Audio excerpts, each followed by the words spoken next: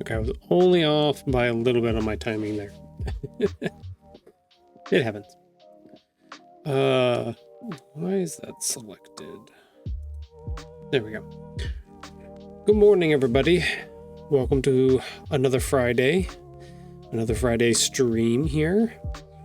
Hope you guys had a good week. Hopefully I've got everything fixed from Wednesday. I think so. If you missed it on Wednesday, I got close to the end of the stream and then OBS crashed on me.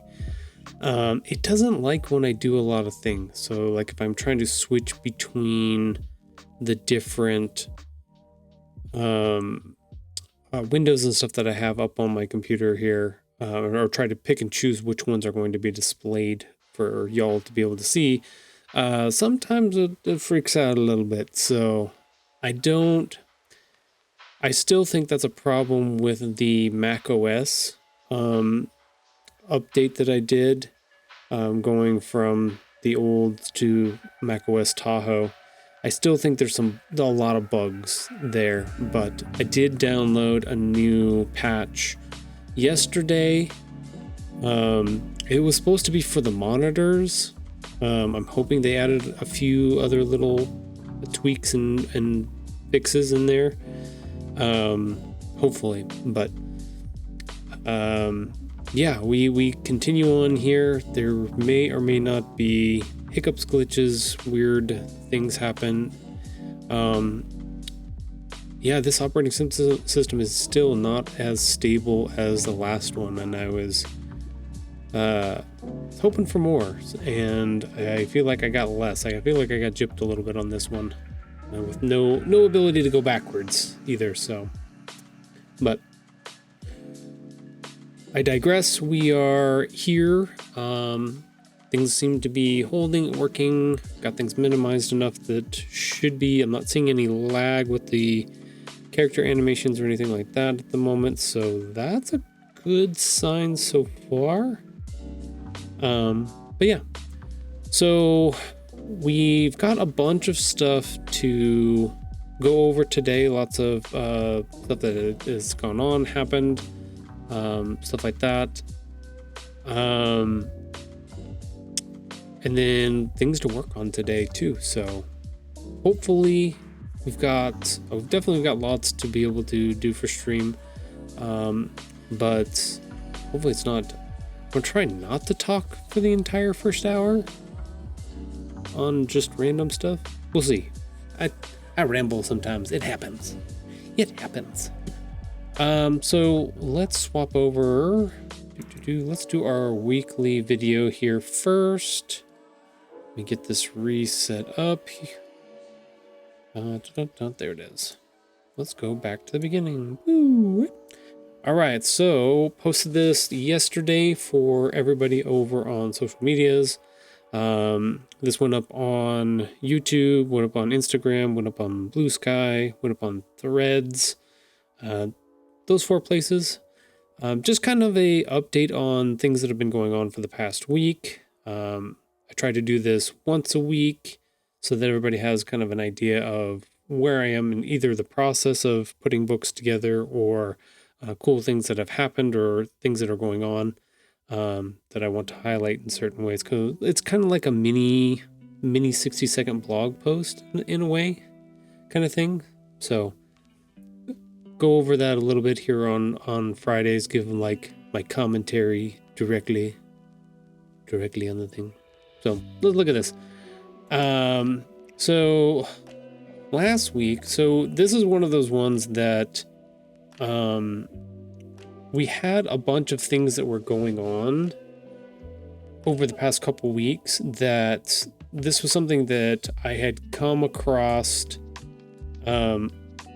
earlier in February, and because we were doing the book events, and I like to do like promotion for the book event the week before, and then the week after I like to do like a thank you video for letting us come and do that stuff. So like there was like 2 weeks there where the social media post could not be about this cool thing that happened.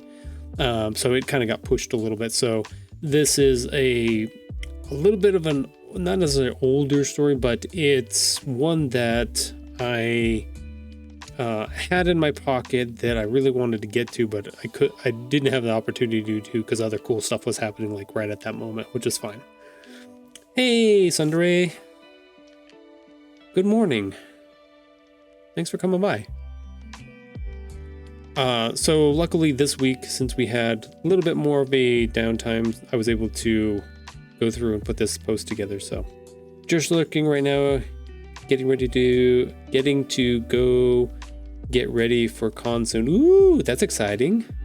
A local con, or are you flying out again?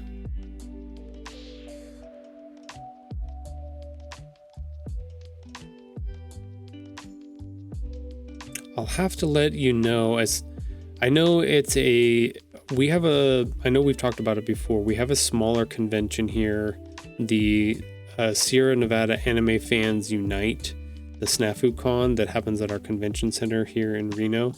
If it gets closer to the time and I hear when they're opening up opportunities to be a vendor and stuff like that, or go into Artist Alley, I'll try to let you know if you're interested in something like that. It's not a big convention. It's probably not going to make you a whole ton of money in a lot of ways. It's just a little guy. But you never know. More cons. It might be a little bit easier to get into. I didn't have too much of a problem. That was my first one last year, so who knows? I'll throw it out there when it gets coming around again. But so back to our story here. So for the past, like, let's say year, where'd my cursor go? Oh no, my cursor is disconnected. There, guys. So after the release of book number 2 last year, I wanted to try to get my second book into my local library system. So for people that don't know, we have the Washoe County Library system, which actually it actually combines a bunch of the libraries in the area into one system, so that they can interchange and move things around, swap books and stuff like that. And I was fortunate enough for my first book that I was able to request it be carried at the library, and they were gracious enough to accept it for the first book. And then the world turned upside down and libraries became the enemies of the people, and budgets got cut and slashed, and issues arose, and staff needed to be cut and things like that. So the library took a huge hit last year, and fun things that I was expecting, I was really looking forward to happening, like last year. They were going to do a local author fest at their libraries and invite a bunch of local authors to come and set up tables and promote it and stuff like that. And unfortunately, we got an email early last year saying, hey, due to budget cuts and everything else, that the 2025 and 2026 author fest event that we would like to to do again will have to be canceled. So those were big, huge hits, for sure. Cause it was really cool. Like, I know 2024, they had done their first one of those.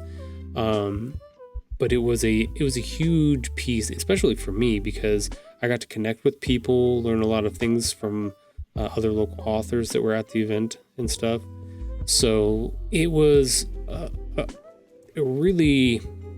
it had the potential to be a really cool spot to connect and start building around and make it into a really cool event.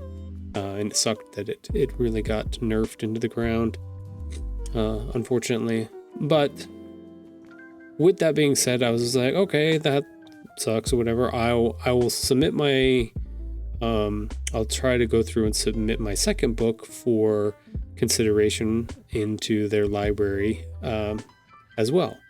And I go through and I find out that they actually changed part of the process for being able to request items for book, and it required that I had to send an email to their whoever was in charge of doing collections at that time. And even at that moment, knowing everything that was going on with the library, and they even lost their director and stuff, he just up and quit, and I was like, oh, I probably am not gonna get a response. If I am gonna get one, it may be like severely delayed kind of thing. But I went ahead and sent emails, sent in my requests and stuff like that. Didn't hear anything back for all of 2025. And I sent a couple in. I was trying to be, you know how is this weird thing where when you send emails to people being like, hey, I would love to be part of this thing and blah, blah, blah. And then you don't hear back, and your due diligence is going through and make sure to, I would wait a month, and then I would send another one being like, hey, just haven't heard anything back, just checking in to see, blah, blah, blah. That's your due diligence as the author, publisher and stuff like that, is to make sure people are seeing the things and kind of pushing through. And I did that a few times and didn't hear anything back.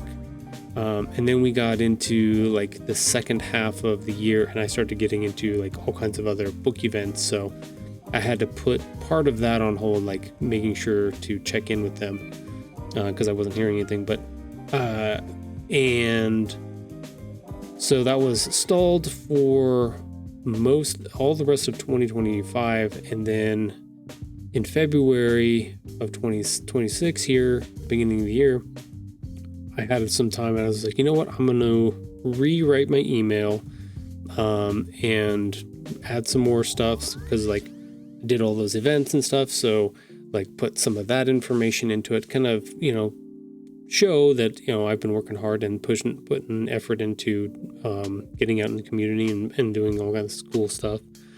And I'll send it in again and see if anything goes through, because maybe spam folders got a hold of those other emails. I don't know. You just never know. Maybe the new system, maybe a lot of the problems with budget cuts and things like that. Maybe a lot of that had changed, and so like I was like, it's worth a shot to try and send this in again.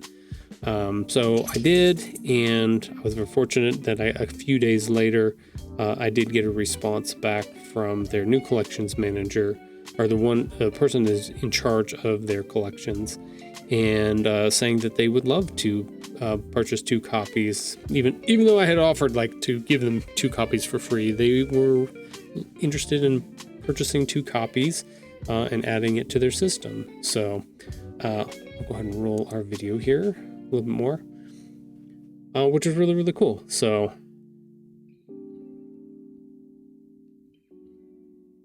I kept an eye on that, and then I would check their system periodically until like this last week, and they've got the book on its way to the library, and they've got it up on their website ready for people to see it coming. So And I was very pleasantly surprised that they actually had people that had already reserved copies of the book,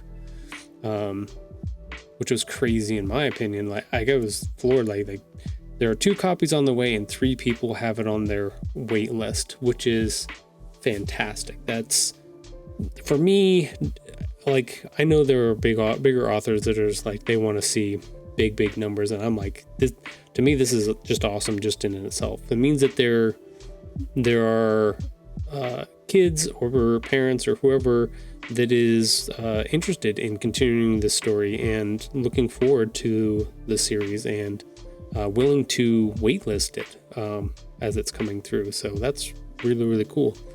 So it was really exciting to see all of that come to fruition and push through and stuff like that. So it was kind of a culmination of all the stuff that I had done and worked for, and it was good that I had sent in that other email and reformatted it and stuff like that. And hopefully I have a new contact person and for future books, probably for book number 3 and stuff as well. So but yeah, that was kind of cool. What else did I put on this video? I went ahead and thanked everybody. There's also, basically everything that I've explained is what I wrote down in my description, my long form of this post and stuff like that. Very similar. But yeah, that was kind of the week, and we've got a bunch of other stuff that happened too, but that'll probably get published out on our next couple videos coming in the next couple weeks. But yeah, that was the social media post for this week. Exciting stuff. Always fun. That's cool.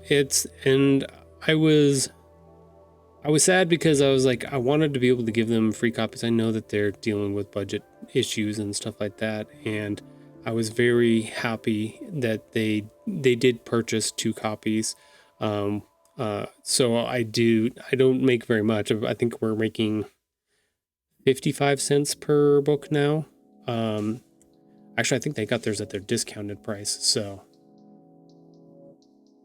I think that one was only 23, 22, 20 something. Anyways, yeah, that's how much I will be making in the long-term part of that, but which doesn't really matter. But yeah, it's cool. So hopefully once they have those in stock and on the shelves, I know they already have people on the wait list for them, which, by the way, none of the wait list people is me, which normally I wait list it myself first so that I can see it on the shelf at the shop.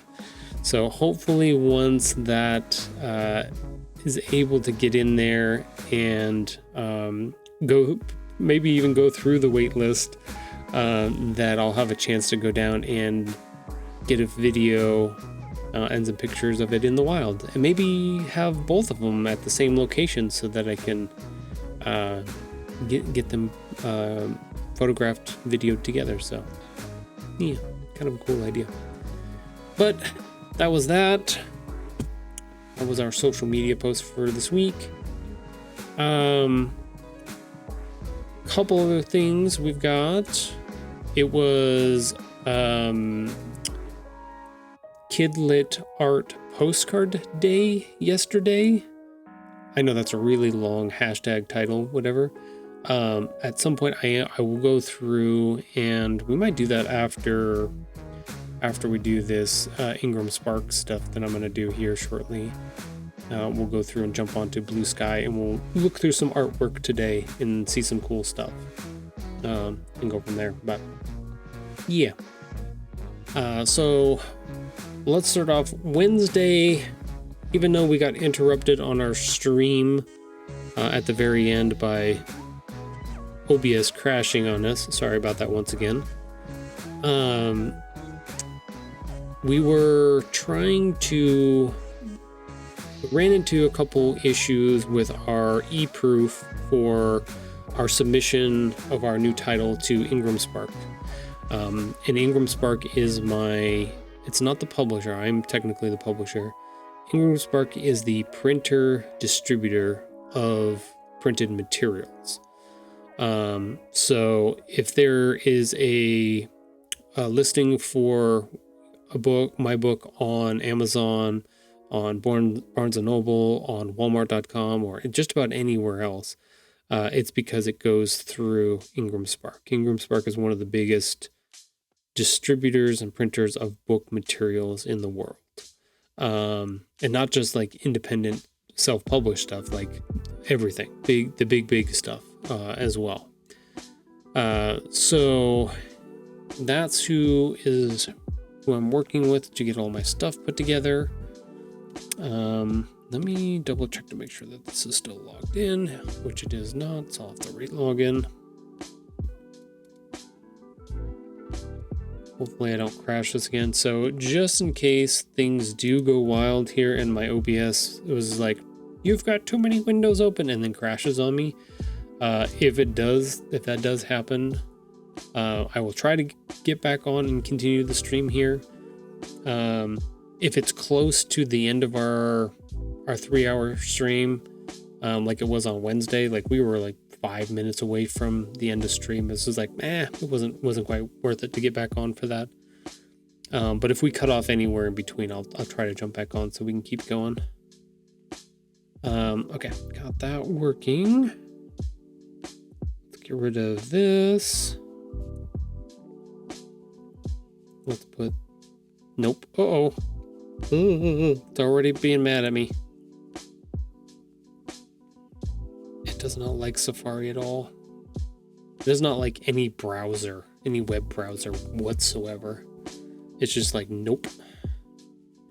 Okay, so we left off on Wednesday that we had submitted our pages again after a good catch by Ghost Asperilla, catching one of my spelling errors that I had made. Actually, that Grammarly said was correct, but anyways, fight with those programs all the time. So we went ahead, made some changes to the files, got them repackaged together in PDF form, and then resubmitted them to Ingram Spark so that they can go through and do all their double checks, make sure everything was good. Usually they say it takes anywhere from 3 to 5 days. I found that there's 2 different time frames for that. If you are updating your cover for your book, I think the 3 to 5 days is about right. If you're just uploading new internal pages, I had my approval again within a few hours, like 2 or 3 hours. So unfortunately we weren't streaming anymore for that, but like I could have made that turnaround pretty quick that day on Wednesday. So I don't know if that's consistent across the board or not, but that is what happened with me. So I don't know. Take that as you will.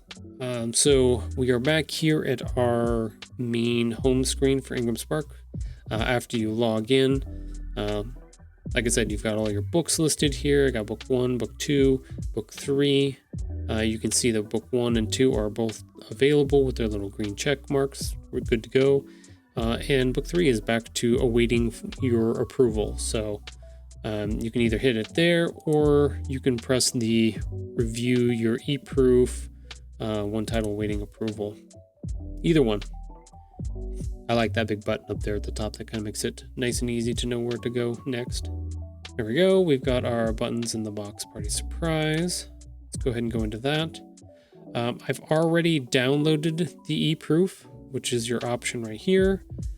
I've already gone through it. The same issue that I noticed on Wednesday, as far as it adding one little pixel of white along the edge, that is still there. I'm not sure quite what that is. It's not part of my files that I'm sending Ingram, so I don't know if their file size for the PDF is just slightly off or something has slightly changed between them or me, one of the two.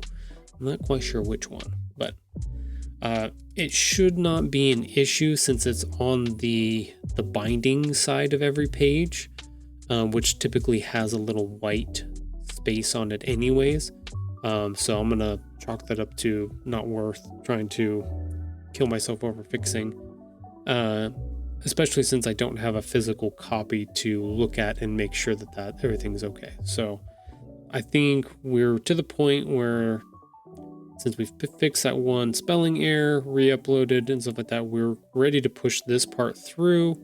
And this way we can order a physical copy and we can check to see if that pixel line problem is an actual issue or not. So back to our selection here. So we have to approve our title, and it gives us the options. We talked about these a little bit on Wednesday. You're more than welcome to go back and watch that video. If not, I'll just go over them again real quick. You have two options here for approving the title, and you have two options here for not approving the title. So if you don't approve the title, it probably goes back into editing, so you can change out the files and imagery and stuff like that. I've never messed with this part so far. You all got to see on Wednesday when I got to this and found that those errors and the changes that I wanted to make, I just exited out back to the home and then uploaded new files to the main folder. So I didn't mess with any, like, not approving the proof at all. I just changed it and then everything pushed through again. So we're gonna focus on the two approving titles up here again, and go through each of these options. So the first one, the top one, is approves this title for printing, distribution, and sale from orders placed on my account and or retailers. We talked about that on Wednesday. The keyword is, this is the distribution part and retailers. So this one says this is open to everybody. So if you choose that option, your book is rubber stamped and sent out to everybody to be purchased right now, kind of thing. This allows in-room orders and orders in markets where pricing is applied, yes. But we are not quite ready for that. Since our publication and release date is still a few months out, we don't want everybody to have access to buy it right now. We're not quite ready for that yet. So what we're going to do is approve this title for printing from orders placed on my account only. So only you will be able to buy your proof copies and stuff right now. Nobody else will have access to that. This allows short-run orders only, used when offset orders aren't yet in the warehouse, or when a title should only be ordered by the publisher. Which, since I am the publisher, that's what I want. I want to make sure that I'm getting my copies. I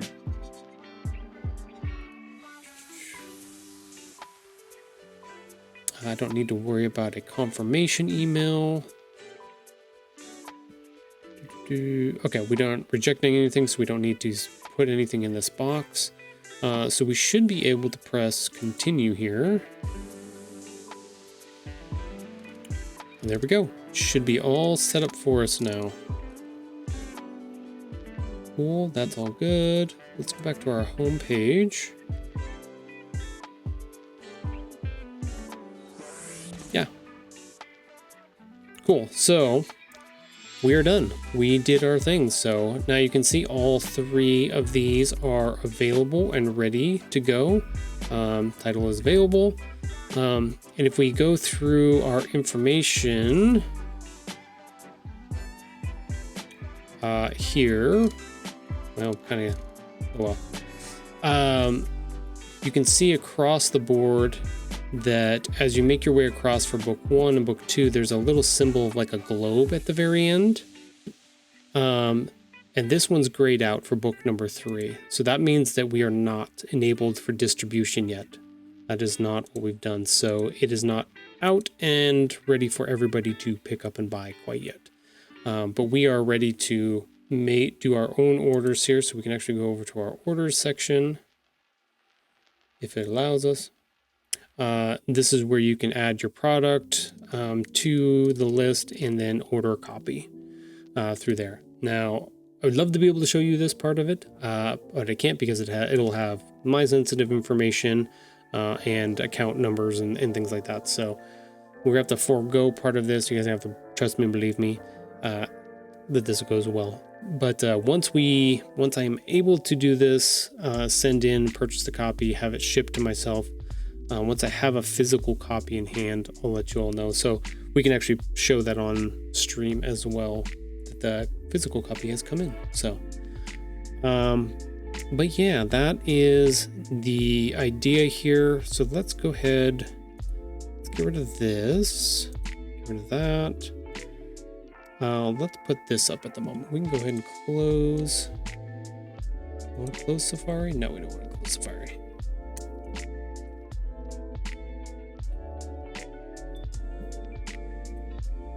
We are going to minimize that though. Cool. Let's do that. Let's go over to here. So here was our e-proof that we just approved. Same information that we went over on Wednesday. They give you all of this background info about making sure to look through all of the stuff of your e-proof and make sure the accuracy and quality and all of that looks really, really good. There is a possibility that even though this is a digital e-proof, that there might be some shift in colors during the printing process and stuff like that. Like it's all marked down and let you know in the documentation there. But yeah, basically it should be fine. You shouldn't see any weird stuff around the edges. If you do, then you need to make some adjustments to your files and stuff like that to make sure everything works out correctly. So we can see our cut and crop marks for our cover here. Everything looks good. The imagery and the color all goes out to those marks. All of our text is inside of these other secondary hash marks. And fits inside of there just perfectly based off of our template that they provided for us as well. So cover wise, everything looks really good. And even though we've approved the title, and you saw that we already went into the green zone for that one. If we do make changes to the cover or pages now after that, we're still okay. We can go through and upload new files for that. We can change out the cover, we can change out the internals, like that's fine. It will go through the same process that we've gone through where it'll go into revision and they'll look at it to make sure everything looks great. And then you'll have to go through and get the e-proof and approve it again kind of thing. So that same process, get used to it, because if you're changing stuff constantly, you're going to constantly get those updates like that over and over again.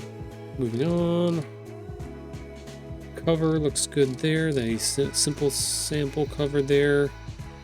We've got our first page here. We do have that little line on there on that left hand side. It's still really weird that it shows up. Oops. I don't know why it does that. It's just a weird, strange little pixel right there.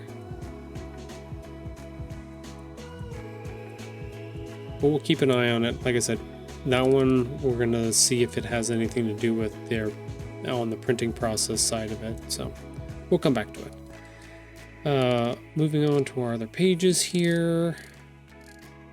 Like I said, I already went through and looked at everything and looked like everything was fine. I didn't see any other issues. I didn't run into any other spelling problems.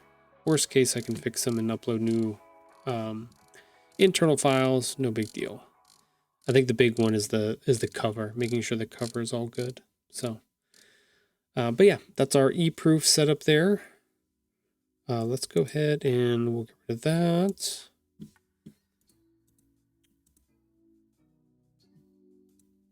Okay, we're back over here. Can I, if I minimize that, oh, it makes it go away like that too. Go figure. So let's swap over to our blue sky stuff here. Told you we would talk about this a little bit after we got our uploads and stuff done, or our approvals done. Now we can go look at some fun artwork. So,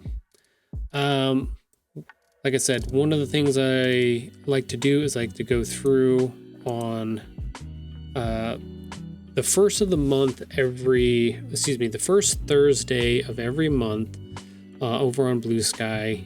They put together this Kid Lit Art Postcard Day. That's the hashtag. It's right here at the top. Kid Lit Art Postcard. And then the day is separate, so don't put them together. And it's kind of this. I wonder if I can find. I don't know if I can find the first.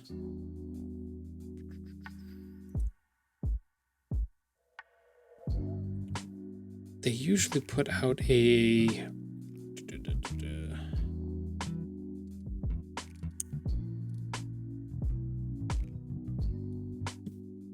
Might be able to find it. I'm not sure. They have a little blurb about what it means. Oh, she went through and reposted a whole bunch of people, so that's not going to help us at all.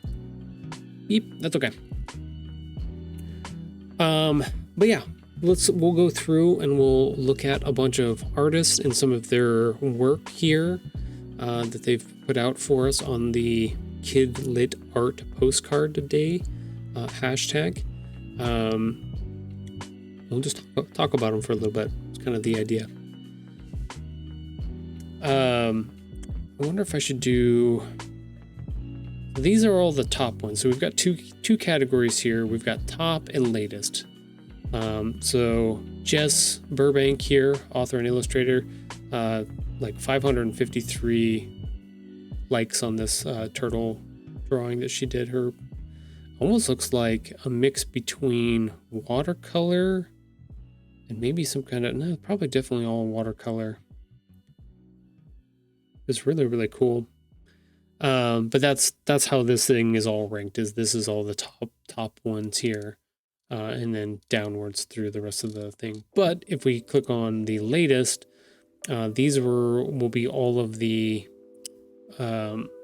posts that have popped up most recently. So a bunch of these I have not seen quite yet. But yeah, we'll just kind of go through different ones and see what's going on. If you are an author, not an illustrator, and you have a story that you have written, or maybe one in your backlog that you have been looking to get, and you're doing like self-publishing of some sort, or maybe even not. I'm not even sure all of the conditions that can make this all work and happen, but if you go onto this hashtag over on Blue Sky and you look through all of these listings, all of the artists and stuff like that have posted their work on here, you'll see on some of their posts that they are either looking for work or open for new projects or anything like that. So if you have a project that you are looking to possibly get an illustrator for, this is another resource to look into for sure. I don't know whether or not it will work out, or if you can query them. Some of them have agents. You have to go through the agents to be able to see if they have availability and stuff like that. But even if you aren't able to work with anybody, it's a really good resource to go through and look at the type of artwork that is being produced and see whether or not it aligns kind of with what your vision is for your project, which I think is the hardest part. When you do a traditional published style book, you are submitting a manuscript to a agent. Hopefully you have an agent by then, but you are giving your manuscript to an agent, and the agent is going to publishers, big and small, and seeing which ones would be interested in buying the story and then producing it. A lot of times you do not have any choice in the art style or artist that is used in that process. You're basically just shopping it out to a publisher to purchase and buy. And a lot of agents have connections with publishers and stuff like that. So they have a whole network that hopefully can match things together for you in a much more effective and efficient way. It doesn't always work out, but like the percentage of it not working out is much smaller than it actually working out. They're not gonna throw around a whole bunch of money on stuff if it's not going to work out, right? Because they want to make their money back. That's how that works. On the flip side, for self-publishers like myself, since I'm writing and illustrating my own books, like I'm taking most of that out of the picture. But for people that are just writing kids' books and looking for illustrators, like I said, this is another option for you. You have to be kind of diligent in making sure that, people have availability. Like I said, you may have to go through an agent, through their agent to see if they would even be willing to pick up the piece and stuff like that, which brings up a whole another set of working together and conditions, which we'll go through at another date, another time. But now you kind of have an idea about the resource in itself. So let's look at some of these artists, and we'll look at some of their posts and stuff that they've got going on here. I hope somewhere in the world it's still Thursday. My name is, I don't even know how to say that. Svetla. I'm author and editor from Bulgaria, currently based in Portugal. That's cool. I'm interested in children's books, book covers, chapter books, and am open to fun kid-related projects. So that's what we were talking about, is that you kind of promote not just yourself, but and not just your work, but you're saying like I'm open or interested in other projects. So you're querying essentially that way. Really cool picture. I like that. I love the lighting on it as well. Really, really cool. You're gonna see a lot of, I've noticed this over the past few Kidlit art postcard days, is that there's been a pretty big shift with a lot of digital art availability now that has very like painterly, watercolory, Conte, any type of drawing material. They replicate a lot of that stuff really, really, really well. It's almost to the point where it's hard to tell which ones are traditionally put together, which ones are not. Which doesn't really matter in the long run, but really, really cool stuff. But it definitely really amazing quality on this. Nice little shines on the horns and everything. Little dots here. Very, very like magical sense and feeling here going on. And then we've got this really cool reflection down here where the little boy is reflected, but whatever this creature is reflected as another little boy with little blonde hair. It's really cool. So like I said, looking at some of the stuff and thinking about what type of quality that you would like for your project. If you want more of that traditional color painting, color pencil painting, watercolor style, there's definitely a lot of artists that are doing that right now. I think I'm definitely in the minority because mine is very graphical, very like logo-esque, it's a vector graphic style in that way. Different, but not the typical that we're seeing a lot of right now. Oh, the dog is asking me to go outside. Hold on for 1 second. I'm going to go let her out, and then I'll be right back.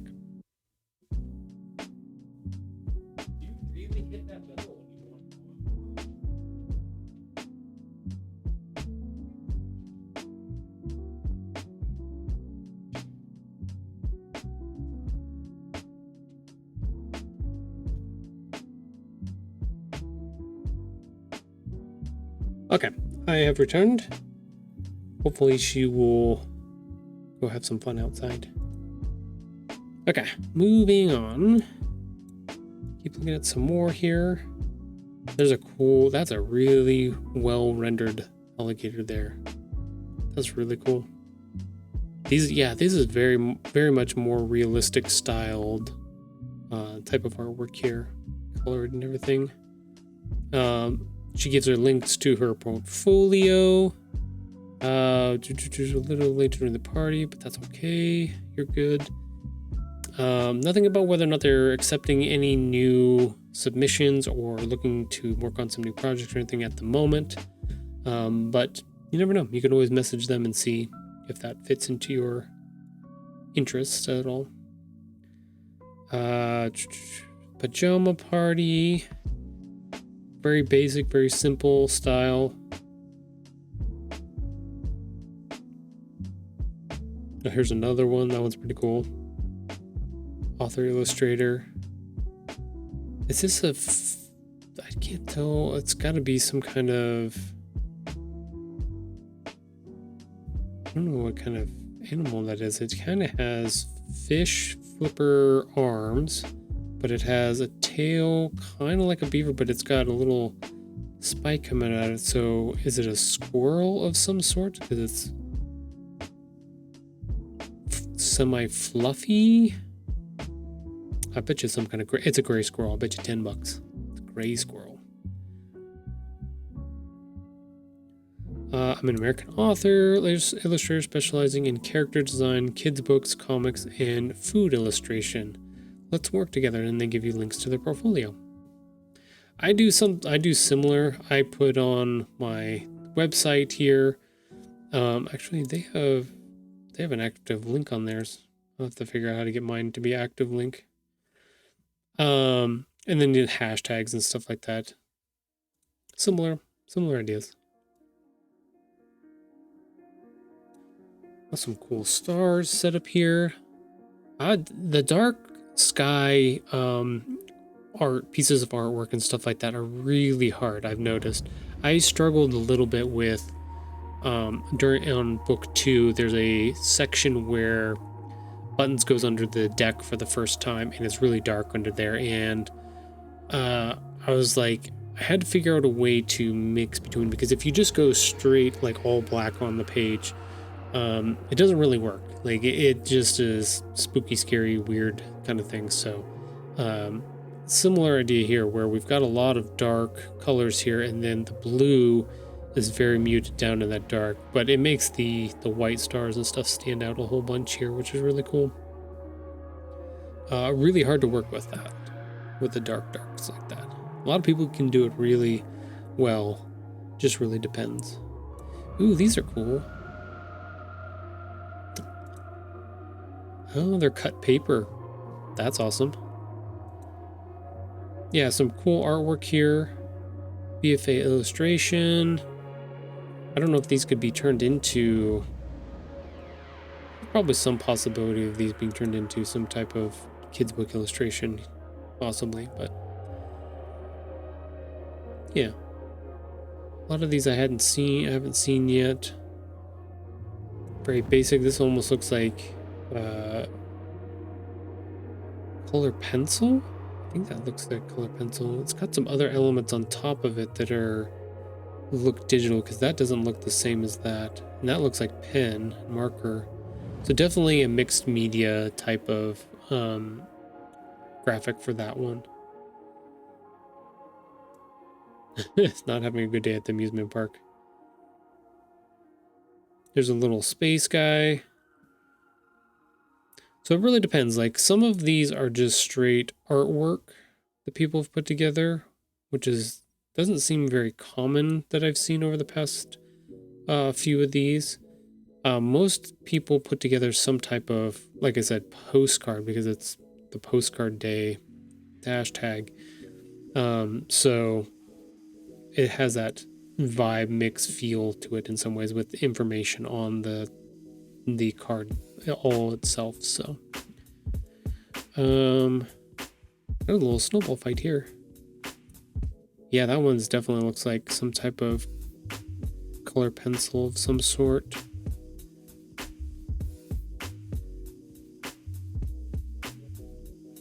Interesting, like, texture too. You see the lines up in the, let's bring that up closer, like paper lines through it. It could be digital color pencil, possibly. Has some like watercolor elements to it for sure.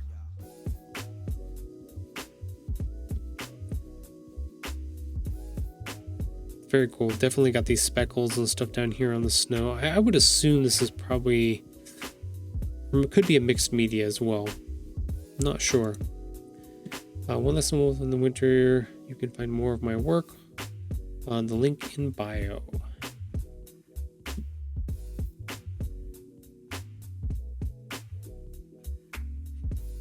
Lots of cool colors here. But yeah, you can see kind of the formatting that people use for this. Some people, a majority of people use that vertical format for their postcard day stuff. I haven't seen, here's one that's horizontal. I haven't seen too many that are horizontal, but it does pop up every once in a while. Everybody's a little bit different. Quiet moments with grandma in the park grow memories that last a lifetime. I'm available for new projects, and actually give us all of this. This is board book, picture book, and middle grade and early readers, and they are seeking representation. So if you are interested and the style looks kind of cool to you, looks more, I wouldn't say traditional, but older school style, because I noticed, like, even people that were talking to me about looking for artists and stuff like that, they want a more older style to look into rather than a new modern style. So like I said, lots of resources here for people to be able to look through and look at and see if they are interested in anything, or at least get an idea of what is available out in the world as far as artists right now and what type of work is being produced.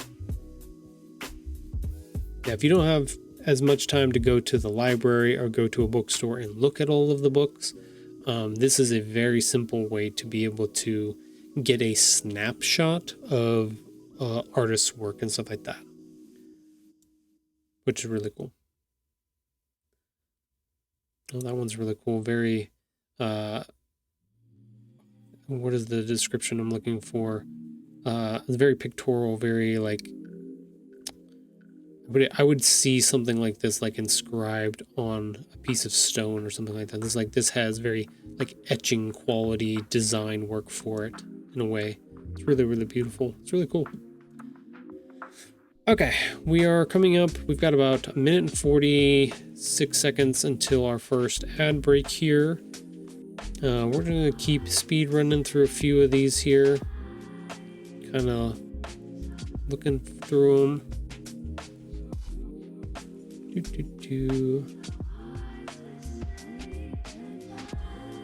And then maybe once we come back from our break, we'll go over to the top ones and we'll look through some of those and see what the top rated. Hey, I know those characters. Those are from K-pop Demon Hunters.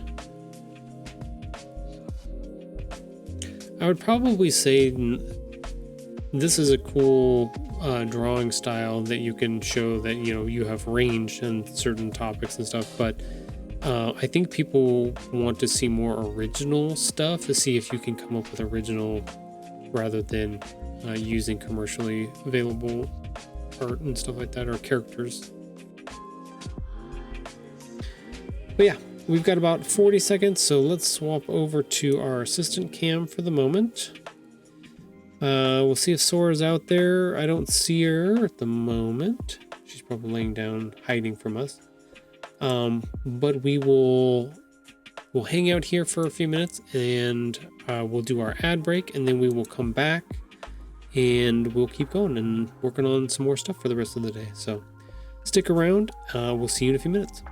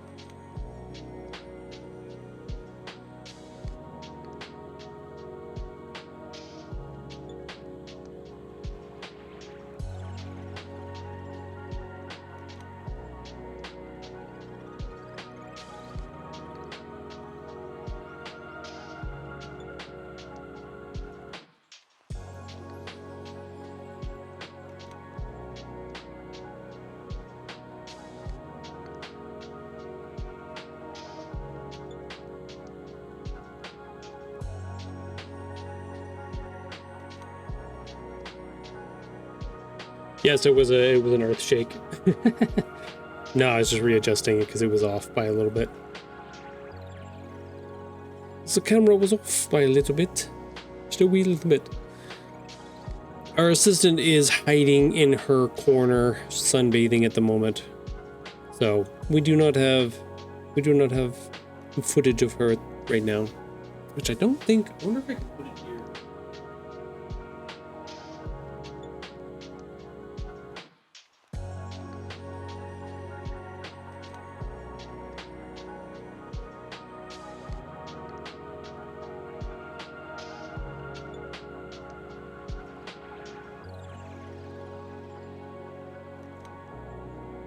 She's funny. She does not like when I'm trying to look for her. I open the window and she's like, "Why are you looking for me?"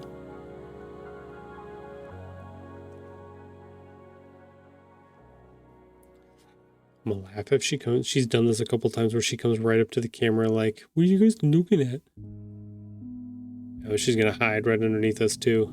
Such a turd muffin.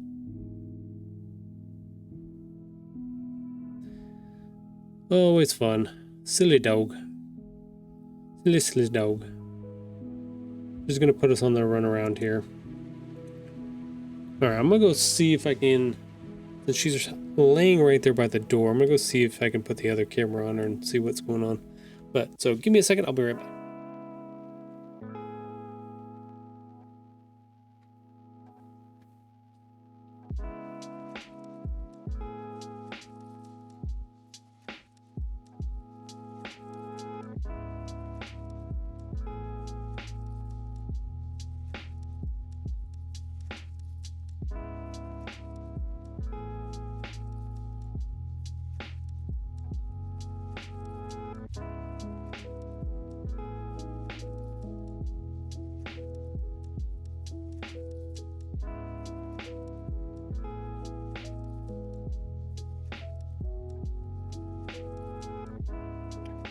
Yeah, she's smart enough to know that she can hide right underneath that camera right there.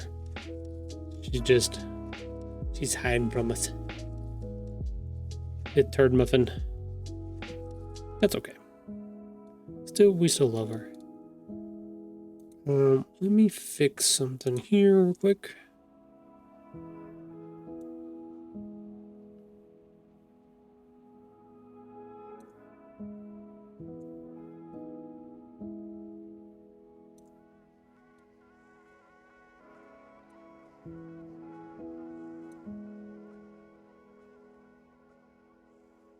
Okay, there we go. Let's see if that works.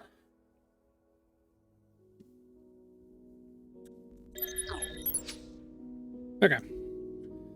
So we're looking through some different work here. All kinds of different ways to people put stuff together. Really cool stuff. Hey, some pastas. Pastas. And these are people from all over the world, which is the cool part. This is not just in the US or anything like that. They're all over the place. And since a lot of work is done online and digital now, it makes it much easier to be able to find a illustrator if you need to, even if they're in another country. It's super easy to do. Some people have said like Facebook they use for looking for illustrators and stuff like that. I don't know quite where to look for that. Yeah, just trying to figure it out, see where the best options are. But yeah, a lot of drawn, painted styles right now. Like I said, I feel kind of out of place with my style right now because mine seems so outside of the box. That's a really cool one. Little bottle. This little, probably looks like some type of ocean maybe. I've pushed part of that up into this little grove of rocks maybe. It's really cool. We'll go ahead and like that one. So let's swap over to our top ones for our list here. We'll go through some of these. We already looked at the turtle one here. This illustrator, she is actually part of I think it's a couple of them that actually put together Kidlit Art Postcard Day. Pretty sure. Yeah, Kidlit Art Postcard. Yep. They've orchestrated a lot of this and put it together and made sure that it stayed consistent over every single month. So like if you're looking for more, I would say if you're looking for not that amateur, it depends on what type of day you are. If you're looking at this on a Friday, like we are doing here, the latest tab up at the top, definitely for a lot more people that are either just finding that hashtag or are posting later. I would say the people that are like I've seen way more agented, the more professional people, the ones that have a much bigger audience, tend to be at the top of the list here for the top. So you're going to see these same people over and over and over again each month, just because they have the audience that puts them up higher on this list. I always love to look through the latest because then I will find people that don't have big audiences, that maybe just either starting out or like they only have like 26 likes on their stuff, kind of like mine. But they have really cool stuff that I'm like, oh, that's really cool. So a whole different like setup on what to find and what to look at kind of stuff. So let's go ahead and look through some more of these. There's some sea creatures there. Very pretty. Sea creatures are not my favorite, so some axolotls here. I love this one. This is one that I liked already. I just love how simple it is, where we've got the bushes, trees, little branches here on this ground or on whatever this surface is, with our little lizard with the blue tail. Very basic, very simple, very pictorial, graphic in that way. Still hand drawn, in probably some type of digital format. But it's a flat, it's a 2D style. It's not, a lot of these ones will give it three-dimensionality. These ones are flat as well, but that one definitely has three-dimensionality with shading and all kinds of stuff that are going on there. So it just depends. Same thing here, a little shading here. So we have a little dimensionality, but not a lot. It's like a half in between 3D and 2D. I really like this one that this artist posted, because you get to see the concept sketch of what they put together and then the final product, which is really, really cool. So I appreciated this postcard day setup. I was just like, oh, that's a really cool idea. I kind of like that. I appreciate this one being able to see this. I think it probably would have been cool for them to put them together on one big. So the way Blue Sky separates their images, if you have multiple images, it will put them into this smaller timeline view. So you can have 2, you can have 3, 4, I think it's up to 6, or maybe it's up to 4. But they'll be smaller. So I think that's why the postcard format is really a cool idea, is because it gives it a really big centerpiece right here, rather than condensing them down into smaller images. So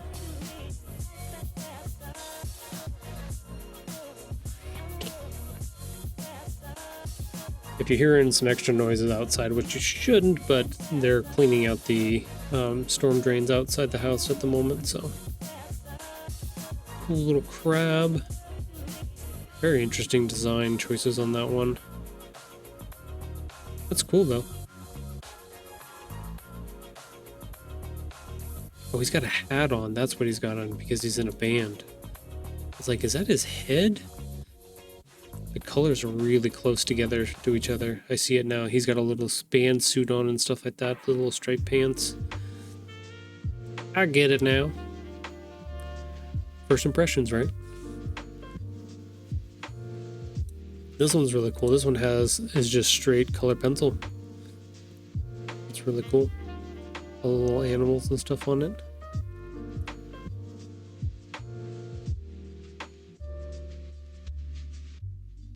I just love the quality of this one, this little owl and stuff on it.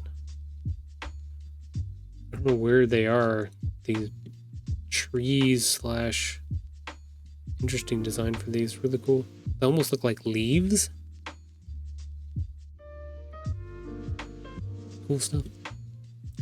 But yeah, that's kind of the idea. Oh, this one was one I really like. This gives me like old school printmaking vibes, like so hard. And it may be because it has a little bit of an offset for the colors and stuff, which is very much a printmaking. I would assume this one is probably hand printed, because you can see even the shift in the color of the boots here, where the blue goes behind before they printed the. But it's interesting that the white has cutouts and stuff here. So you typically don't, when you do printmaking, you typically don't do white ink. That's not a thing. You use the paper as your white. So all of these have to be cutouts that go through where no color is then printed on top of them.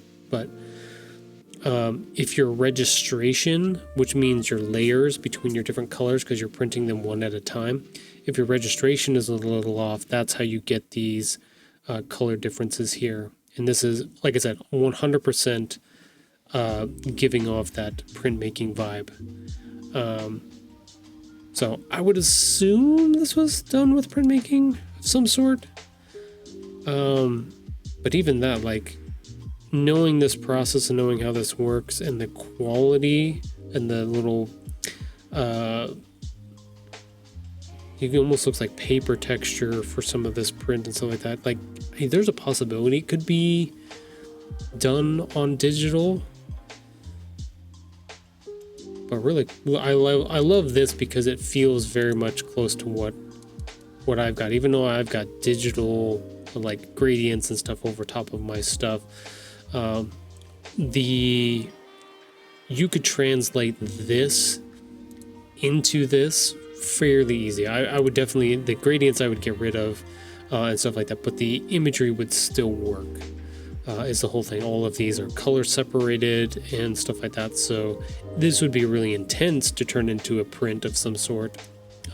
Just like this one, this 3-color print here is not super difficult, but like it's a process. It takes quite a bit of time to put something like this together. So, but it's really, really pretty. It's really cool. I really like that one. That one feels closer to what my style and what I'm working on right now is. This one's really cool with all the color pencil style. Cross hatches, but not cross hatches because they're all squigglies and stuff like that. Really cool. Yeah, I like this one, the basic. This one hit me because when we're talking about kids' picture books and storytelling and writing and stuff like that, this is what writing used to be. Like, this is the very first form of storytelling and writing, along with, speaking the stories and telling the stories, right? Performing the stories. This type of writing may even come before that. I don't even know. Could be. But yeah, this is the basis for essentially everything that we're doing now. All kinds of cool artwork, all kinds of great artists. Not gonna go through all of them, but y'all get a good idea. You've got a resource here. I love this one with the cats all snagged up into the ball of yarn here. Very pictorial, very graphic. Just very none of these lines and stuff. Like, you get the idea that this is a ball of yarn just because of the way the lines move and stuff like that. And then this last one that comes off and squiggles around, like, it doesn't have a whole lot of detail. It doesn't show every thread and how they all, they don't even make this full loop all the way around on some of them. It's pictorial in that way. It's representative of what the idea is, and you get it. Your brain looks at it and goes, oh yeah, I understand that. That makes sense. It's really cool. I like that one. And then we go on to stuff like this. We're very this one's really mixed media-esque feel to a lot of it. A blending of the different styles of this kind of like stamp version of coloring, but yet it has some really cool details. Even like her shirt here, where her cross and ties go across there, or her belt. Even on the old witch here, she's got all these lines and stuff on her face. Like, really, really cool stuff. Very, very light on these smoke coming off of this fire and stuff like that. Really, really cool stuff here. It has almost oil painting vibe to it, but more of a, I don't know, stamp style cutout. Yeah, setup here. Really, really cool. I've seen this artist before. I really like their work. Really do good work here. The vibe of it really gives you this, like, it doesn't have a whole lot of depth to it. Like, you're not seeing like hundreds of trees kind of painted in the background and stuff, but it gives that feel that this is a much bigger plane, especially with the perspective that we have in this horizontal style here, this dragon flying over top of it. Like, you feel the sense of space, even though it doesn't intrinsically give you the imagery for a lot of space and stuff, which is really cool. Is that a frog? That's a little butt hanging out? Yeah, there you go. Hey, there's the one we just saw over on the latest tab. Cool. But yeah, there you go. We're looking through a bunch of different art and stuff today for our postcard day. Always like to do this when it comes up. if I can. And I try to remember it each time because I love looking through all of these. I know, so yesterday I went to go get my blood drawn so I can just do my annual checkup with my doctor. And I was sitting in the waiting room, and like I normally do, I'm super early, always. That's just who I am. And I was just scrolling through all of these artworks and liking the ones that I had seen and stuff like that. Some of these are new. Some of these are cool that I hadn't seen before. But just going through the beginning part of the morning and looking through all of these while I was sitting in a waiting room, waiting to get my blood drawn kind of thing. So easy, fun, something to do. Made me happy. Got to see some cool art. Aw, the little otters. But yeah, there you go. Let's see. Where do we want to go next? Let's go back to Illustrator here. Oh yeah, I gotta put it on the screen first. But there we go. Let's get rid of Safari here. Let me get rid of some of this stuff so we can minimize down. Hopefully not crash anything. But yeah, if anybody's watching this or has questions about any of this stuff, if you would like for me to go through and on more detail and talk about some of that artwork, or like one of the other streams that we did, I actually took a few of those pieces and talked about how the layout and stuff really looks cool and why certain parts of it work and yada yada yada. Just gave you like the art rundown of what we look at when we look at art, when we look at pieces from other artists and stuff like that, and how we're processing that information.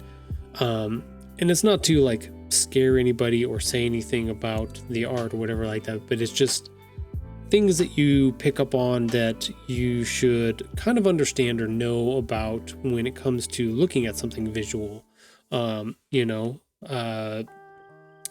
Characters that have big eyes are going to be, you're going to be more drawn to them as younger characters in that way. Or if you have a logo that cuts across your scene, or your title cutting across the scene, what does that do for your eye as you're looking through it and stuff like that? So it's very all subjective in a lot of ways. Like everybody looks at a piece differently. But there are some like basic rules and understanding that our brains do follow that we kind of can play with a lot. We've talked about some of that stuff with book 3 as we've worked on some of the pages and stuff like that,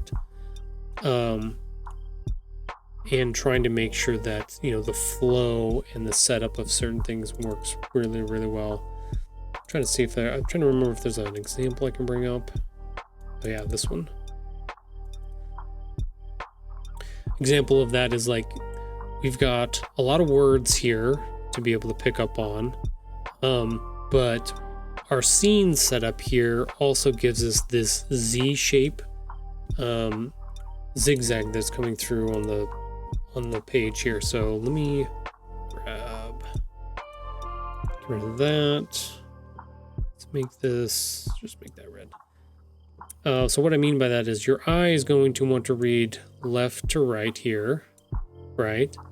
And then it's going to see this hallway that we've kind of cut out with these boxes. So you're going to naturally follow around down to our character here. You're going to pick up on some of these words. You're going to see kind of a change shift here. That's going to make you follow around with your eyeballs through here. You're going to pick up this guy around down to this bottom corner here. So you're kind of catching all of this vibe based off of how your scenes and stuff are designed and put together across your pages, which is something you should pay attention to and understand when you're illustrating and putting your work together. It's not always about just making really pretty pictures. Sometimes it is, but not always. Sometimes you do, like I put this page together and I knew that I wanted this to kind of have a maze feeling to it, right? Our our character's talking about, there sure are a lot of boxes around here. My people had a special event. So something happened in the house recently, and all of a sudden all this extra boxes and materials around. So what happens when we have a lot of junk and stuff in our house? We talk about it like a maze, right? Like people just naturally go to that idea of like, oh yeah, that's a maze in my house, like trying to get around all the different stuff that we've put in there. So we illustrate that, we put that, we use the wording and the structure of what's happening with the words to then give that feeling of, that we normally get when somebody says, we've got a lot of stuff. We're like, oh, like like a maze. And that's all stuff. It's all whatever kind of things. It doesn't have to be this way, and you can always find different ways to put stuff together to make it work. Just depends on what you're looking for, what you're doing. My stuff is very basic and simple. It's not necessarily rudimentary, but like I'm trying to keep it as simple. The character is simple. He's very 2D dimensional. There's some 3-dimensionality to his world and stuff like that that happens around him. But the basis for how simple the structure for the writing is, and kind of the ideas for how we are perceiving the illustrations and stuff like that. Like I'm trying to keep a lot of that very basic and simple, so it's not too overwhelming, but we're learning the mechanics of how like comic strips work and how we move from page to page, and how simple it is to be able to use the imagery and the words in conjunction with each other to make the thing work, kind of thing. So, and I promised I wouldn't talk for an hour and be weirdo burrito about it, but I did anyway, so it's okay. I'm doing the things. We don't want to save that because we did a bunch of weirdo burrito stuff on there. So, okay, so now what are we going to do for the day? I've got our e-proof done. We went through some artwork. What else did I have? Oh, there was another art show thing that I wanted to do, but I thought there was one other thing I had in my head that I was going to do, but I can't remember what it was.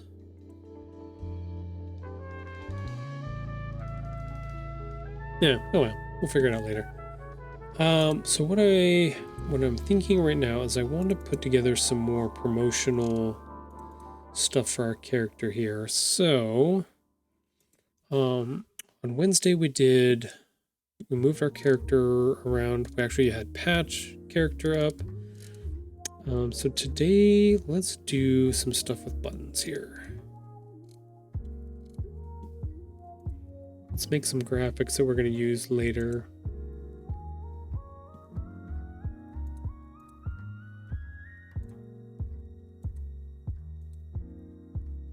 Okay, let's do the big one. Okay, that has the hands on it.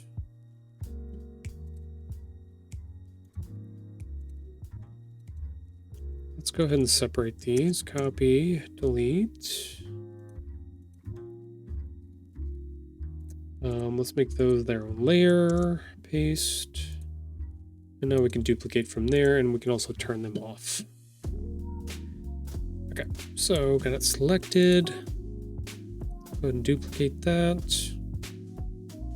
Get rid of those.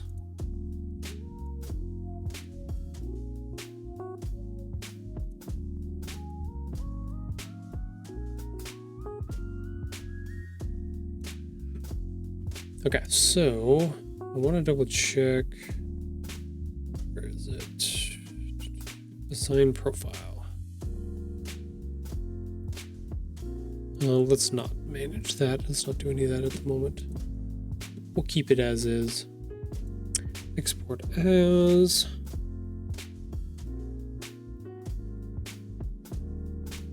What do I? Oh, right. This is hands up.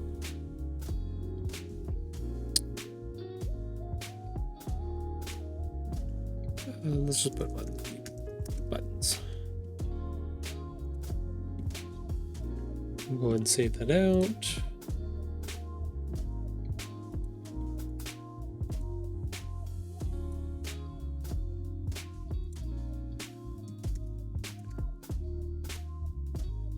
Okay, we'll work on a few more of these. I'm trying to think. Got a whole folder full of buttons when he was younger. I wonder if I should copy a bunch of those.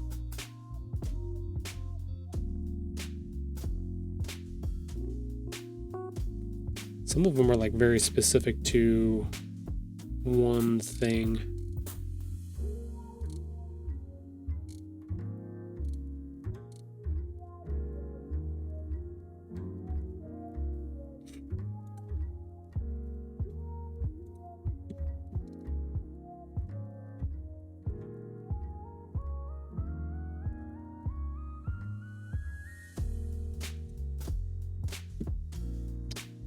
Those. Yeah, because some of them have like the eyes that are one direction.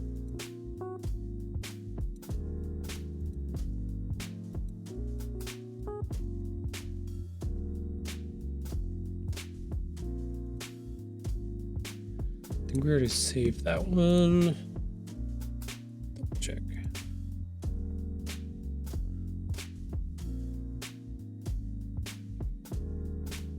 Yeah, we're not quite ready to do a bunch of the social media stuff with these two characters yet. We're getting there. I've got a couple things I need to build for that. Essentially, we got to build our launch trailer stuff.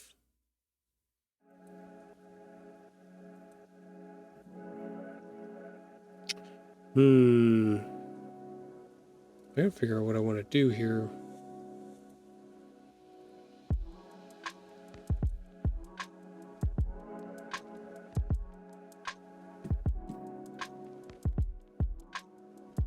Save that.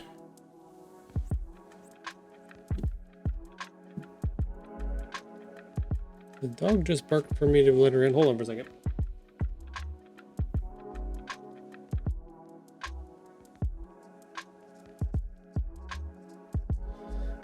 She's playing games with me. She wanted to go in and out. Hey, thank you, Sunny. Thank you, Dreamer, for putting in your points for our assistant here. Oh, she's moved around again. Let me go see if I can find her real quick. Hold on.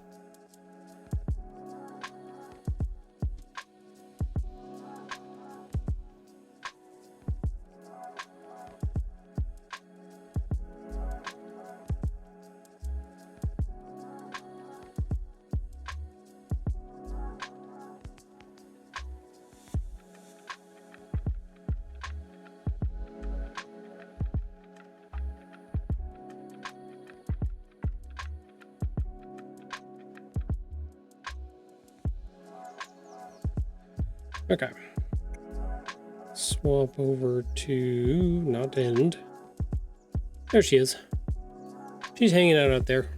Hanging out on the deck. I think we're done with our snow shovel. I can probably put that away now. We might even be able to put out our table and chairs.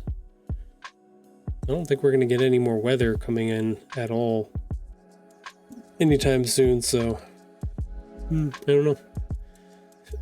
Well, we are up to 46% raised for our special treat for Sora, our assistant. We've got 13,860 points in the bag right now out of 30,000. So thank you all for watching and putting your points towards our stream here. I know I appreciate it, and I know Sora appreciates it, so thank you. We'll keep checking in on her every once in a while. I know in like 26 minutes we'll have another break and we'll see what she's doing, if she's inside or outside. It's always like a gamble. Maybe we should put in a poll. Is Sora inside? Is Sora outside? Did she catch a mouse last stream? Did she not? We don't know. Nobody knows. Was it a leaf? We still don't know. Let me double check. Look at a couple things here.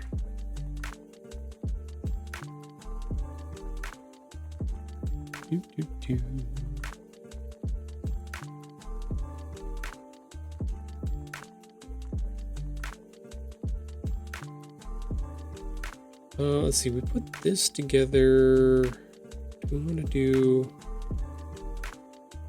Do I even have the books in here? I don't think I have the books in here. Okay, so we need to go grab those.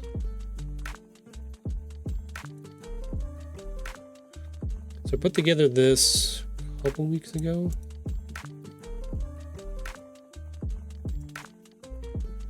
Last week, I think. Let's add it to our file here. Let's put that. What is this? It's nothing. Okay, cool. We're going to go ahead and put that here.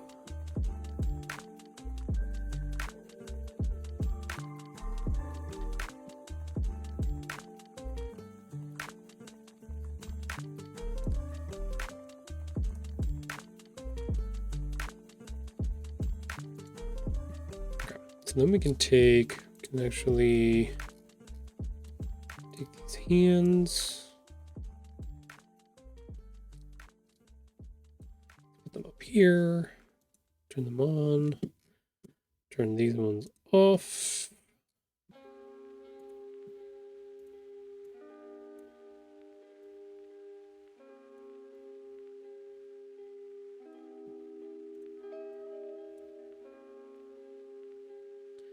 Oh yeah, we do also need to make a book number 3 version of this as well at some point. Let's go ahead and duplicate these eyes, duplicate, get rid of those.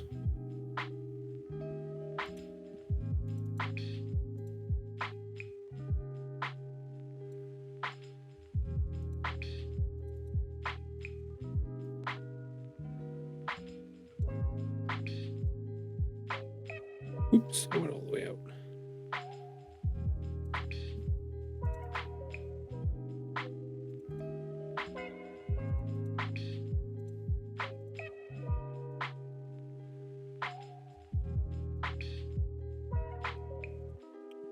Here we go.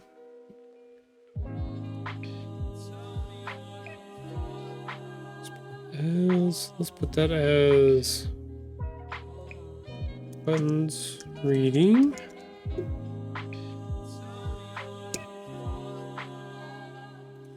Let's port that out.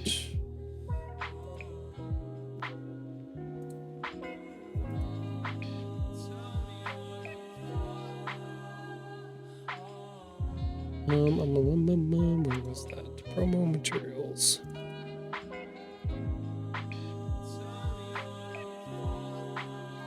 Okay. So then we want to open up patch. We'll do something similar where we'll give him eyes.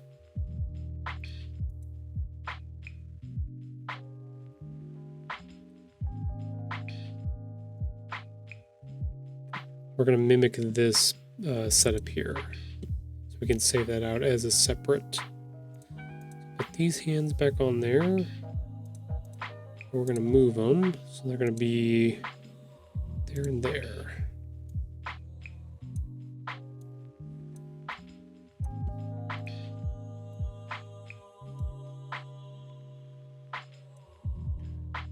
Okay, we'll take his eyes, we'll duplicate those.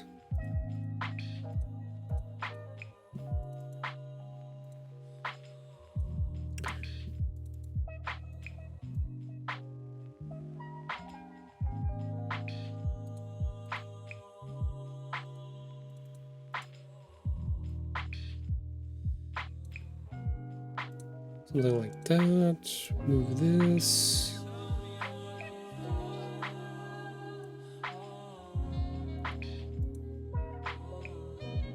Something like that.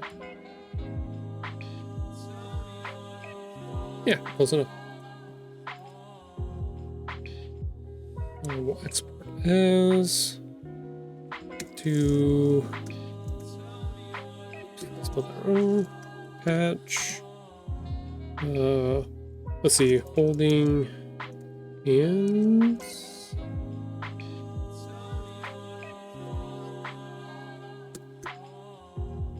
Let's do that. Cool. So now we have those separated. We can actually flop them back and forth if we need to. But yeah, it's a good way to be able to put this image together if we wanted to, because this is its own separate thing. But I can use...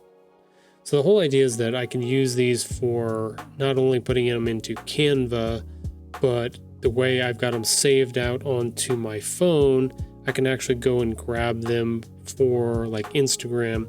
If I want to put together a story on there, you, instead of adding a picture, which is this PNG, you like, I take these PNGs and I put them into a file on my Files app, and I go and copy them.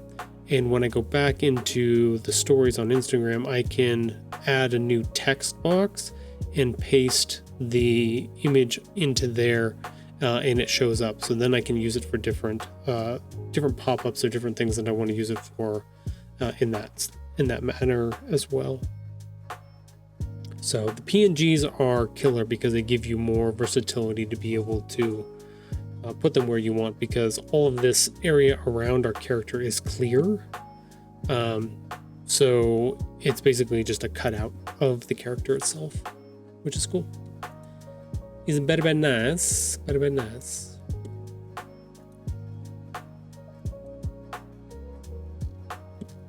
I'm already tired. That's not a good sign.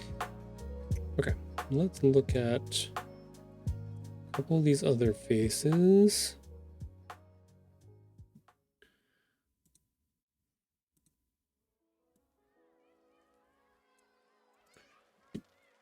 Okay, so we've got one kind of like that.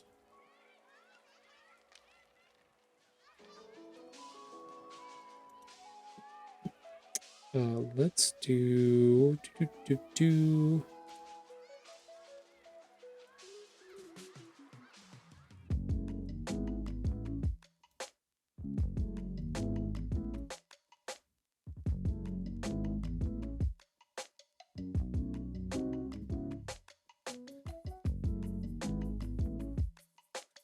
We may need to put some more faces in here for patches. What we may need to do. We've got a whole bunch for buttons.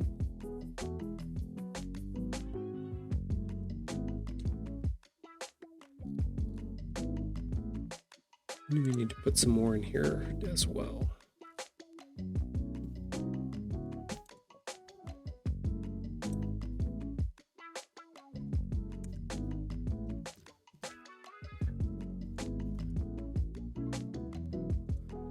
That in there.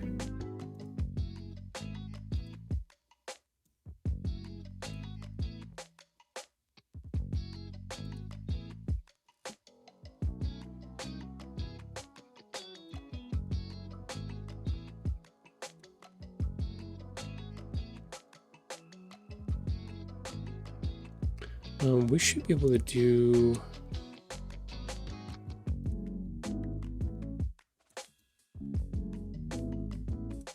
I have this inquisitive one. What does it look like? He's got his hands. I don't remember how I did this with the other character.